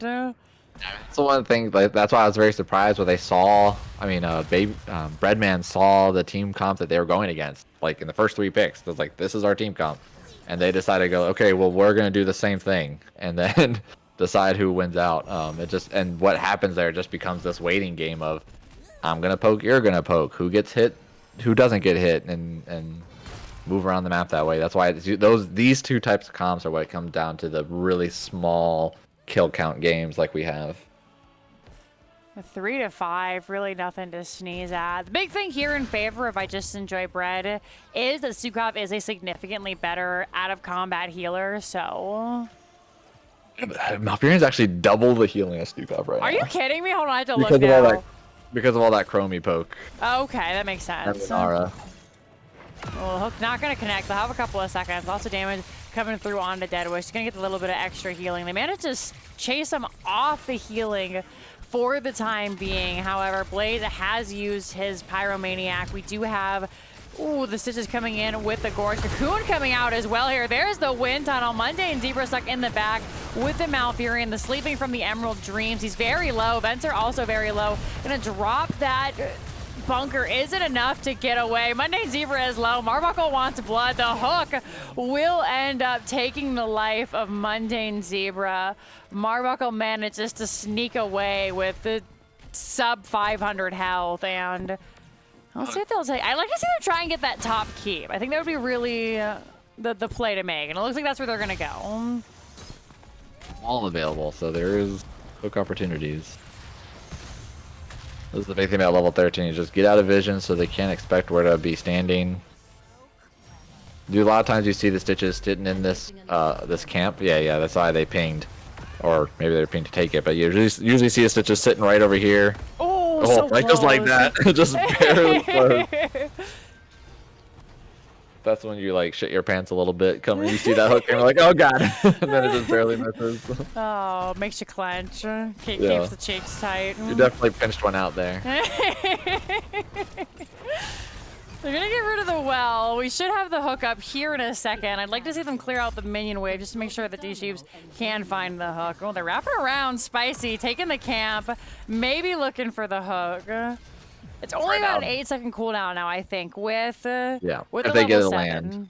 With If the they level... land it, it's about 8 seconds. Yeah, so they're Baby Makers has got Breadman on the run a little bit. They're a little bit more scared of the positioning. If there's vision of them, then there's always potential for a snipe out of nowhere. What's always kind of a shame, and I don't say this to say anything against Baby Makers, but it never comes down to the hooks you dodge. It comes down to the hooks that you don't dodge. So you can dodge 100 hooks, but you get hit by one, and that can really just turn the tide of the game in favor of your opponent. 63% and climbing. Nubrak trying to step on, but with the channel being full from the side of Baby Makers, they are just going to keep climbing until they hit 99%. Looking for the hook yet again. Nice stun. There's going to be Nyquil going in with the burrow. Another stun coming out here. Lots of damage onto D-Sheep. Nice gust to save the day. Lunara jumping through. So much silence coming in. Nyquil, though, going to be the first to go down. We are going to see the Gourds coming out from D-Sheeps. Vesper going to be able to jump away, however. Oh my goodness, the silence put in so much work. This is going to be a red Punisher. Nobody goes down, just the Ardent Defender left. She manages to get that extra bit of healing off, and we'll see what Baby Makers can look to do with this. Top keep going right up there. The walls down. They don't have their minion wave with them, so it is just the Punisher against both the assassins. Stitches is still available with the Junkrat and Malfurion, so they can still look for, picks here and there. I think this should get keep just because the Punisher does a lot of damage, but it might actually not just because there's so much poke. 25 minutes in. The Punisher is really strong. However, Chromie is one of the best anti-siege heroes in the game. Lunara is also very strong. Nice use of the timeout just again. I've seen 2 timeouts so far that really stand out, and both of them are saving Canny from the hook. So just hats off to them. The timing, the understanding, the reaction. It's incredible. Yeah. Oh, no. There's the Malfurion. God, she was there, and then she wasn't. Just absolutely eaten alive. Is this the end? 55 seconds, 35%. A minute on the Punisher. one of the assassins being dead, and it's just Chromie, who's not that much threat. I don't know, I guess maybe it's scaring them enough. Maybe. They can kill an Uber. They can definitely end here, and they absolutely can. So you're gonna look for Mundane Zebra as Unstop has come out already. 12%, 30 seconds on the Punisher. It's gonna come in. Oh my god, look at that damage on the core. Yeah, it's looking like game number 3 going over to the side of Baby Makers. They're just chunking away. 31% and climbing. We're gonna see the Gust for Chromie. It's the biggest defense they have. And that is gonna be game number 3 going over to the side of Baby Makers. Turns out Stitch's Junkrat is a better poke comp than not. Oh man. Yeah, it turns out this kills the squishies.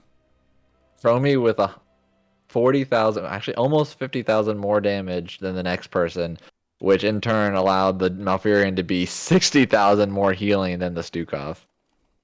I actually really like the little change up from the Malfurion here to go the Ysera's Gift at 16, where Regrowth does more healing if Malfurion is fully healed. So as long as Malfurion's not getting hit by Chromie, then he's able to constantly counter all of Chromie's damage and Lunara's damage. Right, absolutely. Taking a look here at the talents.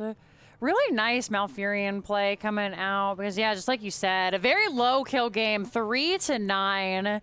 Actually ended up being the red team getting that 9. They had a hard time biting back in the early parts of the game, but once they got that extra little bit of hook, once they got those level 20s especially, it just came down to, again, not the hooks that they dodged, but the hooks that they didn't dodge.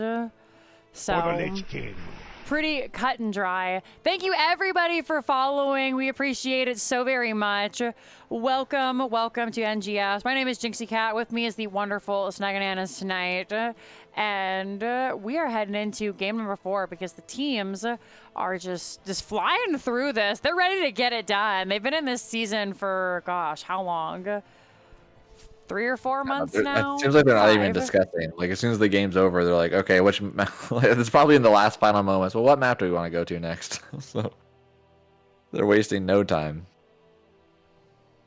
It looks like this was picked by Baby Makers, so Makes sense. I wonder. It's another big map. Vikings double soak. They could go back to the Valazaria. We'll update this all. Alterac Pass is going to be game number 4, potentially the last game of the evening. We'll update this bad boy. Game 5 or Riot, says Broom Boy. I don't know if the teams know that we are ready. And we should be getting ready to go in a second. What's the score? Well, if you look here, you can see it is 2-1 in favor of Baby Makers. Dumb, use your eyes. It's taking a second to catch up on the stream, so we'll have it all in a second. It's good to see everybody. Thanks so much for stopping by. We really appreciate it. If you're just now joining us, if you came over from the NGS 2 raid, then I've got you guys covered. As you can see, we are on game number 4 in the best of 5 series. The maps spanned out tonight are Battlefield of Eternity, Brax's Holdout, Tomb of the Spider Queen, and Dragonshire, which means if we go to game number 5, the only map available are going to be Sky Temple or Cursed Hollow. Personally, I hope it's Sky Temple because Cursed Hollow because Sky Temple. How do I phrase this scientifically? I personally think it sucks big dicks, but Yeah. that's just me. Have a good night, Kratz. Thanks so much for stopping by. Alrighty. Is this the finals? Yes, this is the finals. Alterac Path. We don't get to see this one too much. But again, like you were saying, big map, big damage. Maybe we'll see Vikings. Maybe we won't. Falstad, very good. Brightwing, very good. Junkrat, Stukov, still very good. We could see Chromie resurface, though I doubt it. She's been kind of underutilized. Might have banned away once again. Medivh, probably. So the Medivh, Brightwing.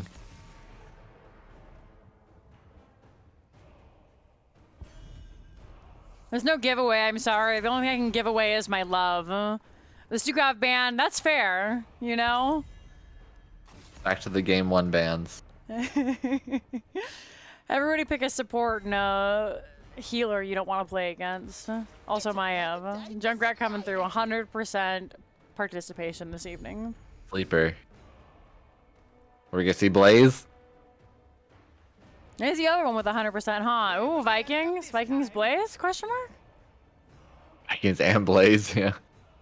I don't know. It could be I mean, amazing honestly, Blaze. 4-man Blaze could still probably be good. The bunker's just been saving so many lives. Yeah, and the big stuns. Going back to the Stitches. Okay. Even though they don't have the Junkrat this time, but they're like, hey, you know, you have the Junkrat, which means you're probably going to be playing back. Try to go back to the hook. It makes it easier if you're playing from the back foot. If they go to look at your own camp aggressively, you can say, I wonder where they are. I bet you they're channeling, and then kill them. Yeah. There's another map where, hey, if you can see them channeling on your point, you can hook them from safety of your mid camp, of your mid fort. Okay, so The teams just like to change heroes. Like, hey, you guys picked Falstad last game. I want Falstad this time. You guys picked Junkrat last game. I want Junkrat this time. you literally took the words out of my mouth. I just enjoyed Breadman. I'm like, hey, that was a really amazing comp you guys ran. Mind if we pick that up, but also Blaze. Like, they just keep trading heroes and then put them in a different composition. Like this, that worked for you. I think we have what, like 15 heroes played so far in 4 games. 15 heroes. Oh man, Maybe you not think it's even that that. high? Yeah, it might not even be that. It'd have to be at least 10, I realize. So Malfurion gonna be banned out. Still plenty of good heroes to pick up. That'll have to be at least 10. So yeah, you're probably right. Probably around 15.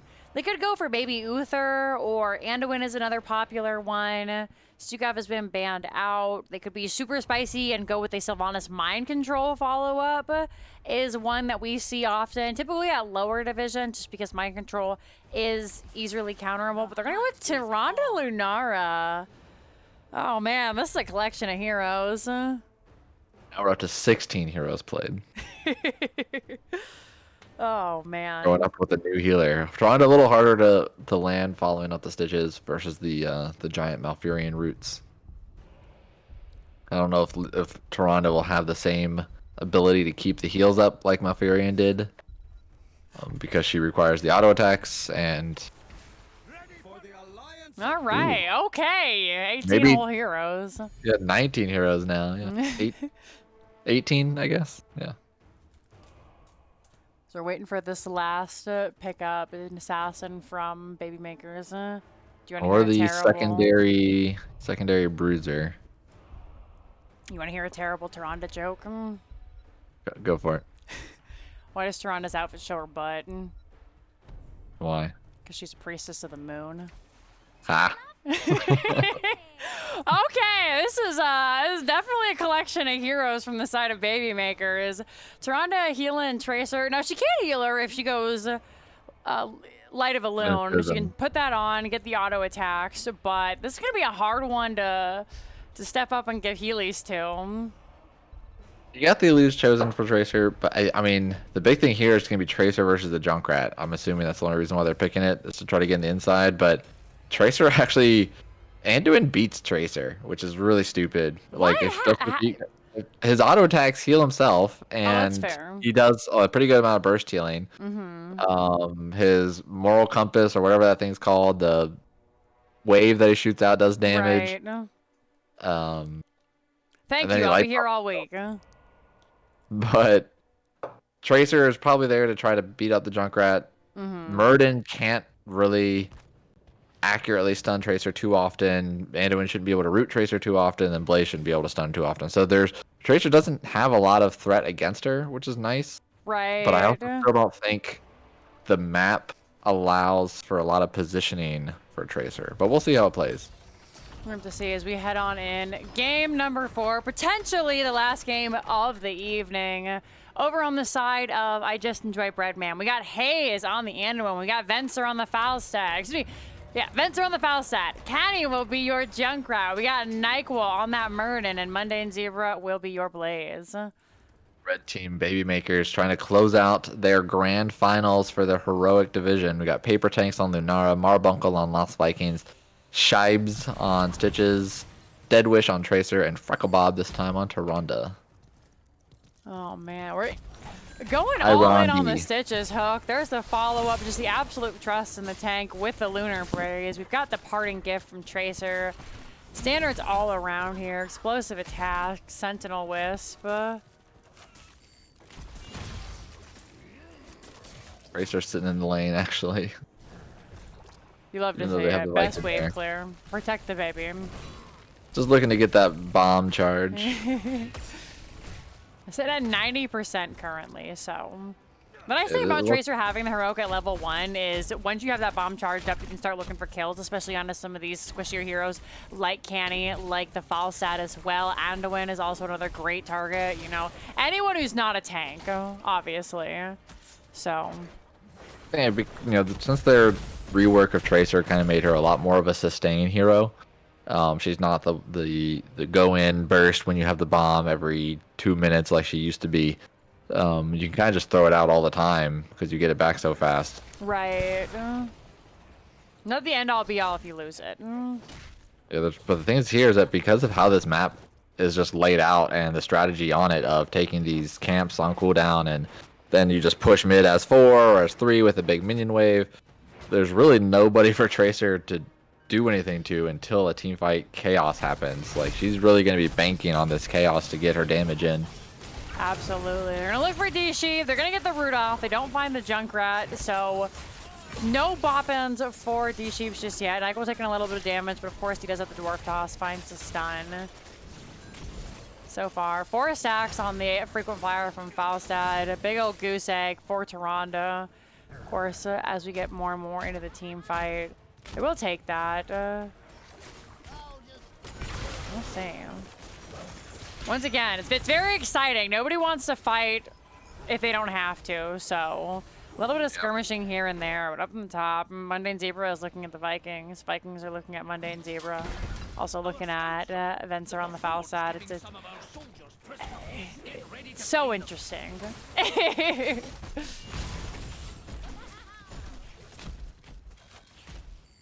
Yeah, really not much else to talk about. The teams are kind of doing what they want to do. It's going to come down to level 10s. It's going to come down to the objectives, but Ultra Pass being the map that it is, you just don't do the objective either. So it's not even a fun map for that to talk about. It's really just, hey, who's actually controlling the wave clear so we can posture around the objective, kind of look at it sometimes, and then run away because there's a lane to soak. Baby Makers does have some advantage here because they can split the Vikings into 3 lanes and be a little bit more forceful, but man, that's about it. You have some fans in chat. We're talking about some OG stuff here. Say the glory days for this young up-and-comer who's been around for nearly 6 years. Back when you could barely even do custom games and we were trying to do Chair League. That's when I started casting, was in Chair League. I actually have a Chair League shirt. We talking about Chair League on NGS that, we paved the way there. I mean, it's dead, so we can talk about it, right? Yeah, they're paving the way with Haloran.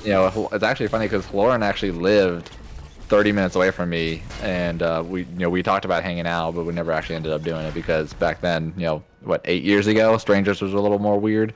Right. Now it's an easier thing to do, but definitely some OG stuff. Oh man, it's very exciting right now. Let's take a look at the talents, but they're all pretty standard. We've got the Kaldor resistance from Taronda here to help a little bit with those Junkrat nades. I played 1 season in Chair League. My team was Stranger Mings. It got reinvented about 7 times. We always lost to Selenity's team. We broke up as friends. Good times. Good stuff. Yeah, we had our captain was PLK. Kind of guy was pretty cool. Was pretty chill. We played with Chris Farley. I think I was DPSing back then. I was not tanking yet because I think PLK was our tank. No, he actually was our healer. PLK was our healer, right, Chris? I don't remember who was our tank. Were you our tank? Pretty sure I was DPS. Oh, Mundane Zebra going in with no health. Tracer is low. These Sheeps is low. That is going to be first bloods. You know what that means. No, my flawless!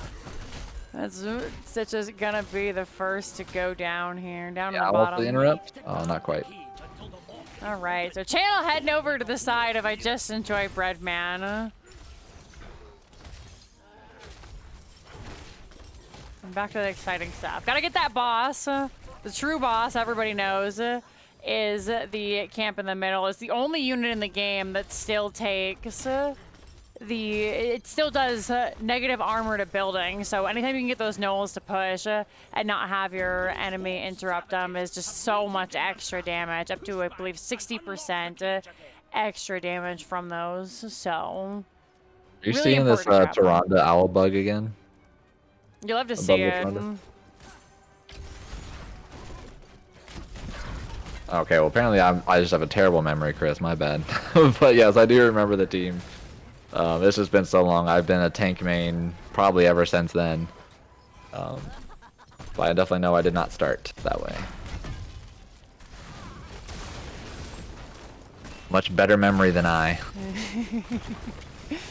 You see a big push here in the middle. We have the level 10s online, so there's going to be the Gorge onto D-Shape. The stun comes out. There's going to be the save from Anduin. We're going to take lots of damage. Finally, the Leaping Strike going to do lots of damage. Just Murden going down. They're going to trade out of a Viking, which is a successful trade for the members of Baby Makers. The team is going to be back. They managed to stop the channel onto the objective.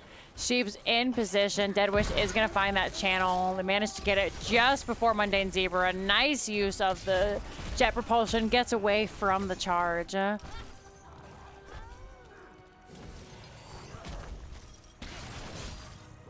it's always like so far in both last game with the Volskaya and this one, they actually did a lot of their focus on the tank gorging. Like they had enough follow-up there with the damage, which is quite surprising. Murden, once he's already jumped, he can't really do anything else. That has been a strategy as this team fight's going on, is once you see a Murden jump, you just gorge him now because then he can't escape afterwards. Absolutely. Lots of damage on a Deadwish. He's going to back away, get to safety. D-Sheeps is going to fall down. This is going to be a red objective, so not a death in vain. Paper Tank's going to try and get away here and easily able to do so with that extra speed from the Hoppin'. We're going to see another Viking go down to Falstad. And it's a little bit of anti-synergy there. We had the Junkrat mine come out right as the light bomb came out, so they didn't get the stun onto Stitches. They did manage to grab him in the end, but Gust also came out, so the team was just kind of blown all over the place. Ooh, Falstad actually ends up going down in the bottom, where it looks like Baby Makers are going to try and push. The big defense is being mounted in the mid by I Just Enjoy Breadman. And we'll have to see what they look to get through here.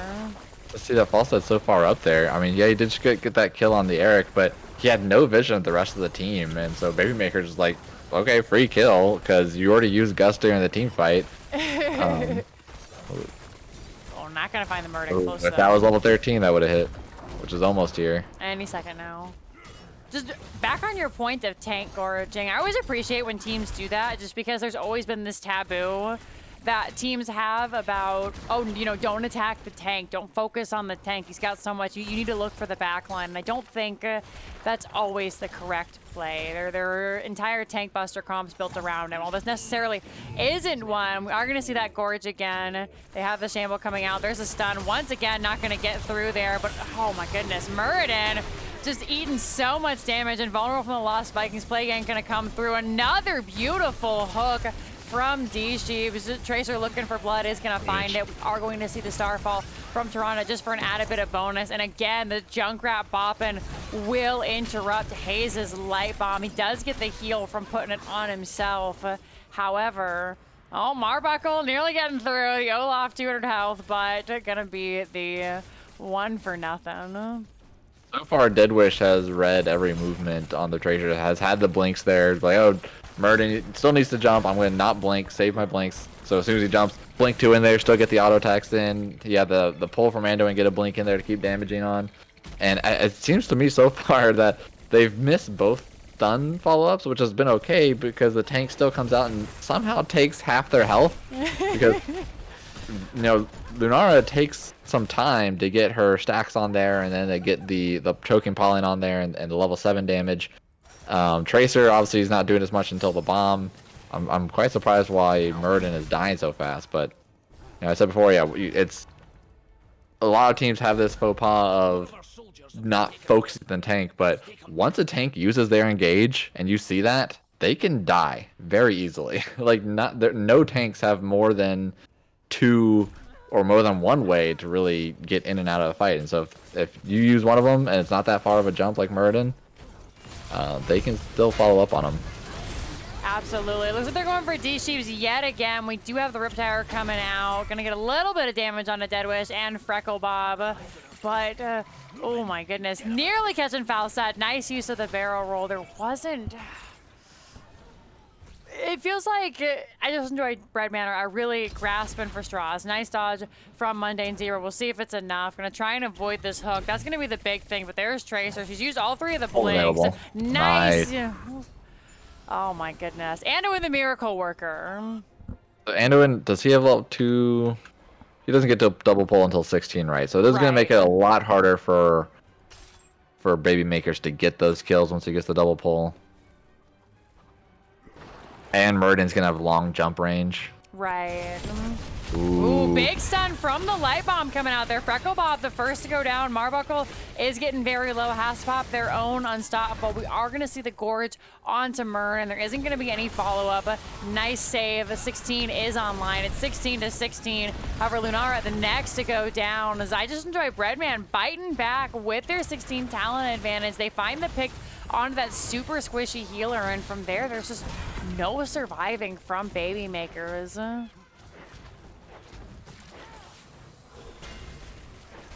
Yeah, I think this game with the Anduin pick and the 2 tanks that can not really care about being hooked as much. I say that with Muradin having the most deaths of their team. And it's just I don't think the Stitches hook play is working as well for Baby Makers this game as it was last game. Or Breadman have just had a little better. They have the tools this time to deal with it. They have the gust to push back and after the pull happens, they've been gusting afterwards, so that way it just disengages everything, and then they can re-engage with the Junkrat Tire and Blaze Stun. So just these little trades of heroes per comp has been making, Baby Makers gets the first game, Breadman gets the second game. We might see a game number 5. Hope you didn't have work tomorrow. Not an early work. That's good. We're going to see these blue Lions run it down. The Alliance side and these Cavalier coming through. They did manage to grab a couple of forts before this objective pushes, so this is going to be pushing on to the keep. The big thing to remember is the core has health based on how many keeps you have. So ideally, you want to get 2 keeps down before you look to end. However, you find a bunch of kills, especially on the DPS, you can look to end sooner. It is quite hard. I see the pull onto D-Sheeps there. Lots of little bits of damage coming out, but now they can potentially look to engage with the hook. I think once level 20 comes, the members of Baby Makers will sit a little bit prettier, not an insane amount, but if they go for the Master Hooker yet again, they can use the hook, get the pull, use the hook, get the pull, and then they've traded an 8-second cooldown for 2 charges of a 50-second cooldown, so they can potentially look for another one in that fight. We're going to see a lot of damage on the Nyquil there. Lots of damage coming through. Tracer, of course, going for that slowing Bob at level 7. We're going to see Vikings in the back looking to jump onto Haze. There's the stun from Olaf. Out comes the light bomb on a Nyquil. We jumped into the bunker, actually, so not connecting. Mundane Zebra won't hit with that jet propulsion either. And now the poke is real. They're going to find the stun onto Tracer. There's the stun, though, onto Venser. Both of the pulls coming out. The time is here. The time is now. Stitches, the hook will connect onto Nyquil. They weren't able to grab the foul set. The jump, though, coming through. Deadwish just on top of them. One Viking will end up going down. There's nothing to peel this Tracer. They don't really have an insane amount of blinks right now. You can see them really conserving. So nice and safe from the members of I Just Enjoy Breadman. you really have to commend them, because when you have Tracer on the team, you have to start thinking, when do we have to start backing out? Because she will chase you for so long, right? So as opposed to backing out at 50% health, you have to maybe back out at 75 or 60. So really hats off to I Just Enjoy Bread for understanding when they can go in and when they have to leave. That's one of those times you're running away from a Tracer and you're running away from a Stitches. So at any point, you're going to have to go back in, and you're doing those little, like you said, those little bits of dancing, of using abilities to try to scare them off enough. Ooh, they find Canny. Oh, it's so much damage from the Lunara. They grabbed the wrong person, actually, but he's able to get in the bunker, which will negate Lunara damage. Canny is just out of there. He said, this fucking sucks. I don't want to be here. Falsat is low, says, I feel you. Mundane Zebra just eating all the damage as well. Riptire will come out. They've been chased off the boss, and I think that's the best that Baby Makers can hope for the time being. Do they chase continuously? This is spicy as fuck. Oh my god, he got away.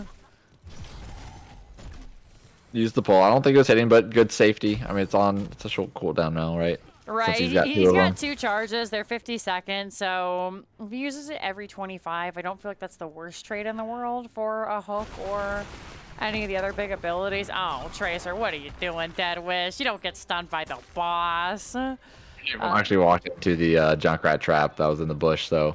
Oh, now that gave him vision, which is why they have to peel away. See, what's this damage looking like? Junkrat once again at the top now.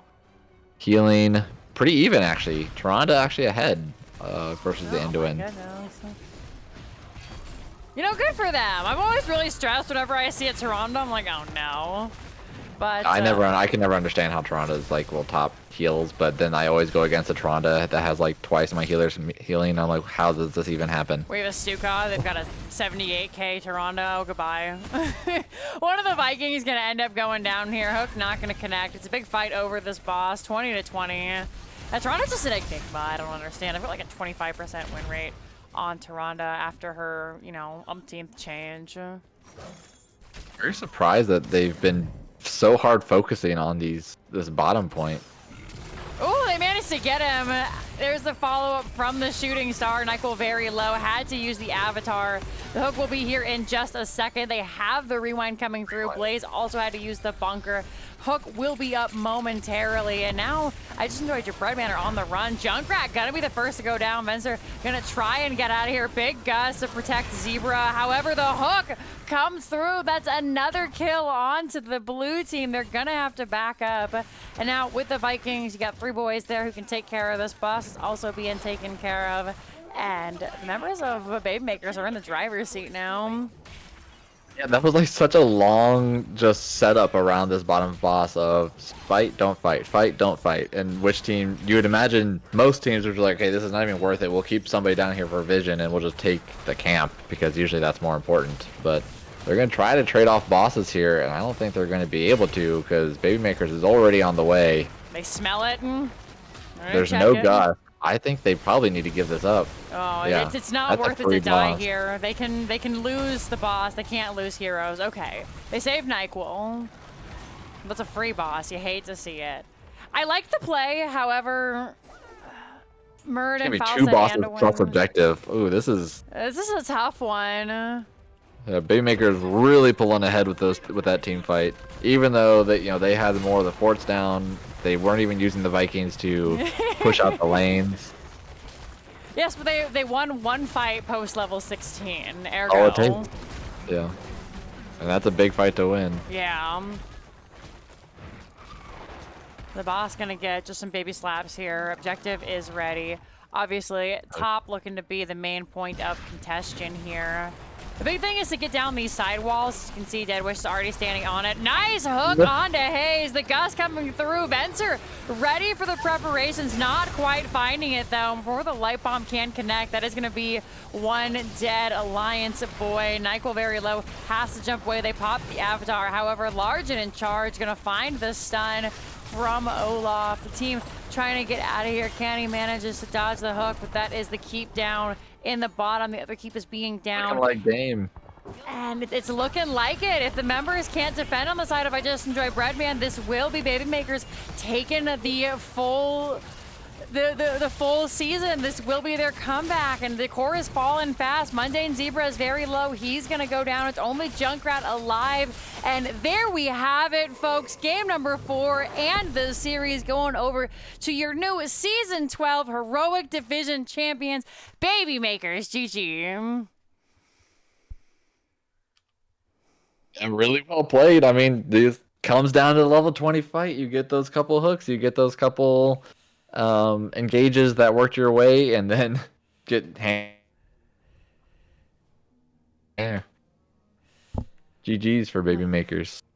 6 to Again, 9. a That's the local way to game. end it. Yeah, 69.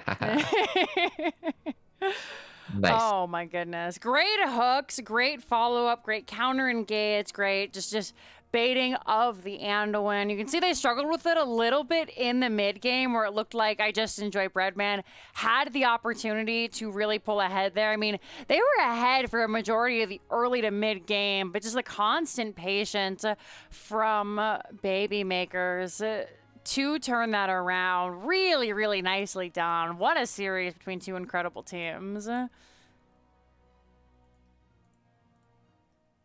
I'm going to update these score screens. We'll take a look at the talents, and then we will talk to your new Season 12 champions, and that'll be it for us on the NGS channel. Picked by red, won by red. There we go. We'll take a look at the maps. Just so, if you're just now joining us, then I'm sorry. Games have concluded for the evening with Baby Makers taking the 3-1. It was a hell of a series. Very well done. I'm going to see if anybody is in the chat for us now, and we can talk to them about. All right. It looks like Lobby 1, if you want to hop in there, Snag. It's where the whole U.S. Army is hanging out.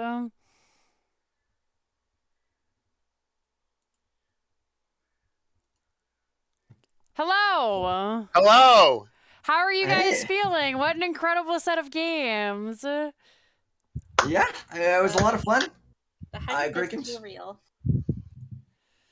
Oh my goodness. So alrighty, you know, first of all, congratulations. Very nicely done. You guys played absolutely out of your minds. I guess the first question that I always like to ask, just to get an idea on how the teams prepare at the higher levels of play, is how did you guys prepare for this series? Because this was a big one. I was talking to Paper Tanks before the games, and you said you were ready for some vengeance. So how did you guys prepare for this series? Well, to be honest with you, we didn't do any preparation at all. It was easy clap. Got 'em. You know, yeah. That's just a little shade because they said ease clap every victory they had, and we just throwing a little bit of shade back. Actual preparation though, we've looked at their matches. We've seen that they just play Medivh really well. If we ban their Medivh, the Venture doesn't look that great on anything else. He's kind of mediocre, so I wasn't worried about that. Also, the Brightwing, we hate playing into that thing. Right. And they played a lot, so it was just kind of watching the comps that they like to play. We just banned it out, and we felt pretty good. Sure thing. So we're gonna talk through the games a little bit here. I know it's probably a chaotic mess for you all, but heading to game number 1. You guys took us to Towers of Doom for game number 1. Now, I'm kind of curious about that decision because a lot of folks save that for the end because that is the comeback map. Why did you guys choose Towers for your very first game? So our go-to maps are usually things like Shrines or Dragon Shiner. But we see this is like these are their hard comfort matchups. These are the maps they pick every time. And the nice thing about Towers is it works with so many comps that we would like to run. It works with Vikings great, it works with Stitches great, it works with Zaryavala great, it works with pretty much every comp we run, we can get it. So they can't ban it out, and we're going to get something that we want there. And yeah. We know that they like to run Falstad there too, so Makes sense. we kind of had some prep on the map. Right.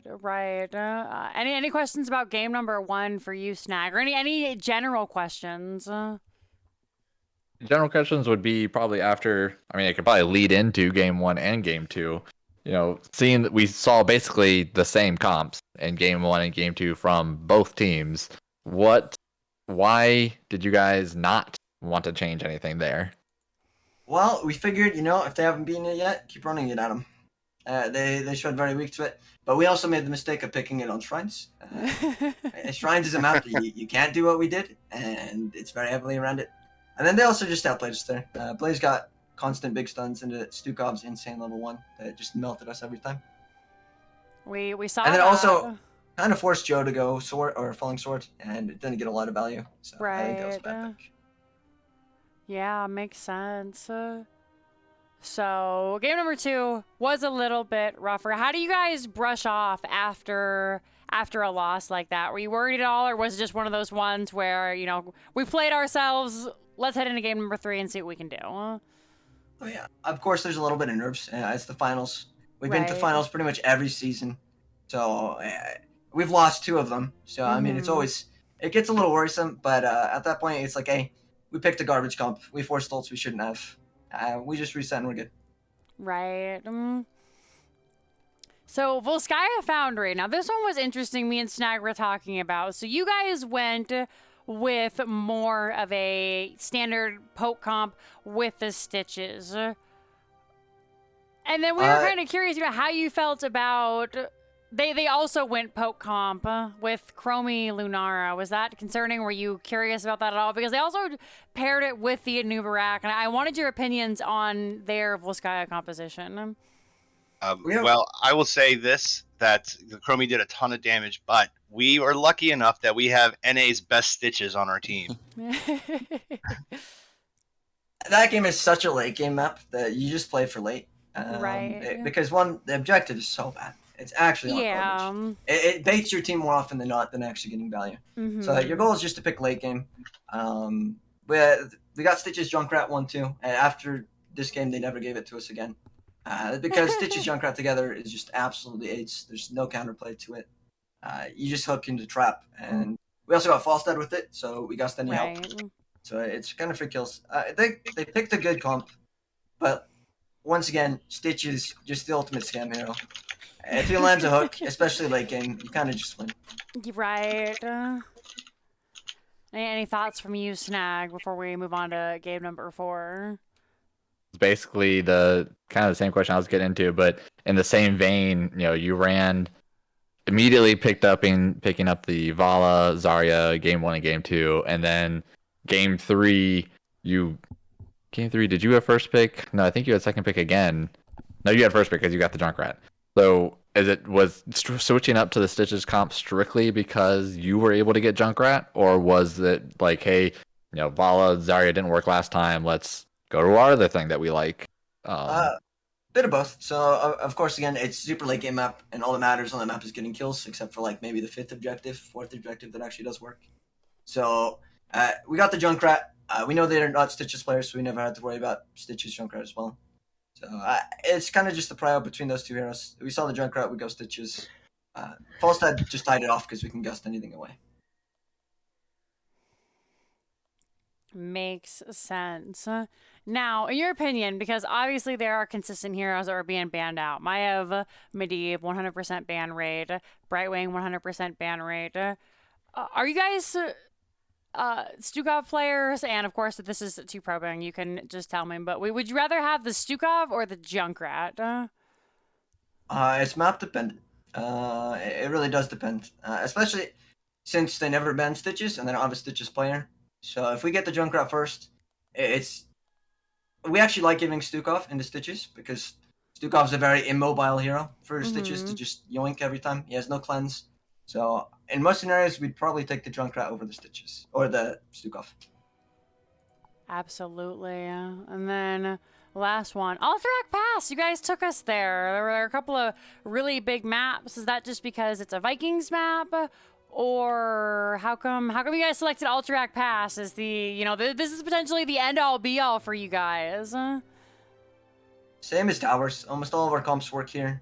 The Vikings, because they can only ban so many things. Again, like they can only ban a Vikings, a Medivh, or Vikings Maiev, like Zarya Vala. Like there's only so many things they can ban. It all works here. A lot of the heroes we play well on the map. The bigger maps, just because most of the small ones are banned. They always ban the 2-lane maps. It's like Braxis and BOE. Shrines is kind of their go-to map, and we banned Dragonshire. So all the smaller ones are already out of the pool mostly. We played that one just because it works with our comp. Again, that map also goes like in pretty often. Again, we got stitches. Just a scam and you'll win. Absolutely.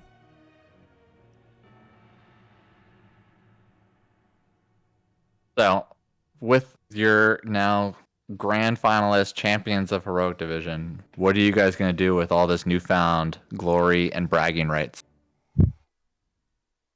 We're gonna take a break. Probably take a little bit of a break from HOTS.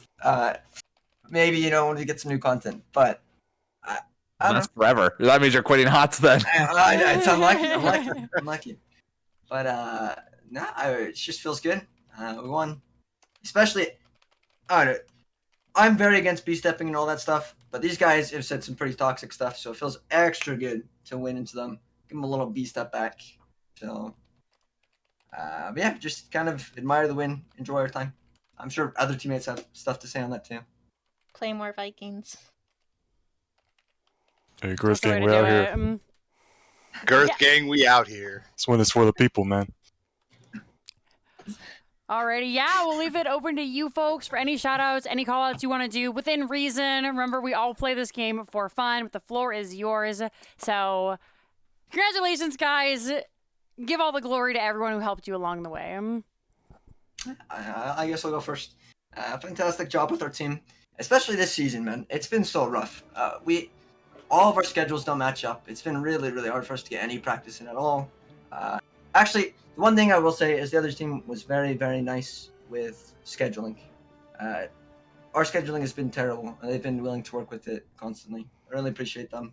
The viewers, but most of all our team. You guys did great. Of course, casters as well. Thank you, guys. Always a pleasure. Yeah. So I echo a lot of that. Shout out to the team. It's been a hard season. We pulled it out, so I'm very thankful for that. But I want to also give a shout out to Lawlins. We give him a lot of crap, but he was the guy that put 5 of us together.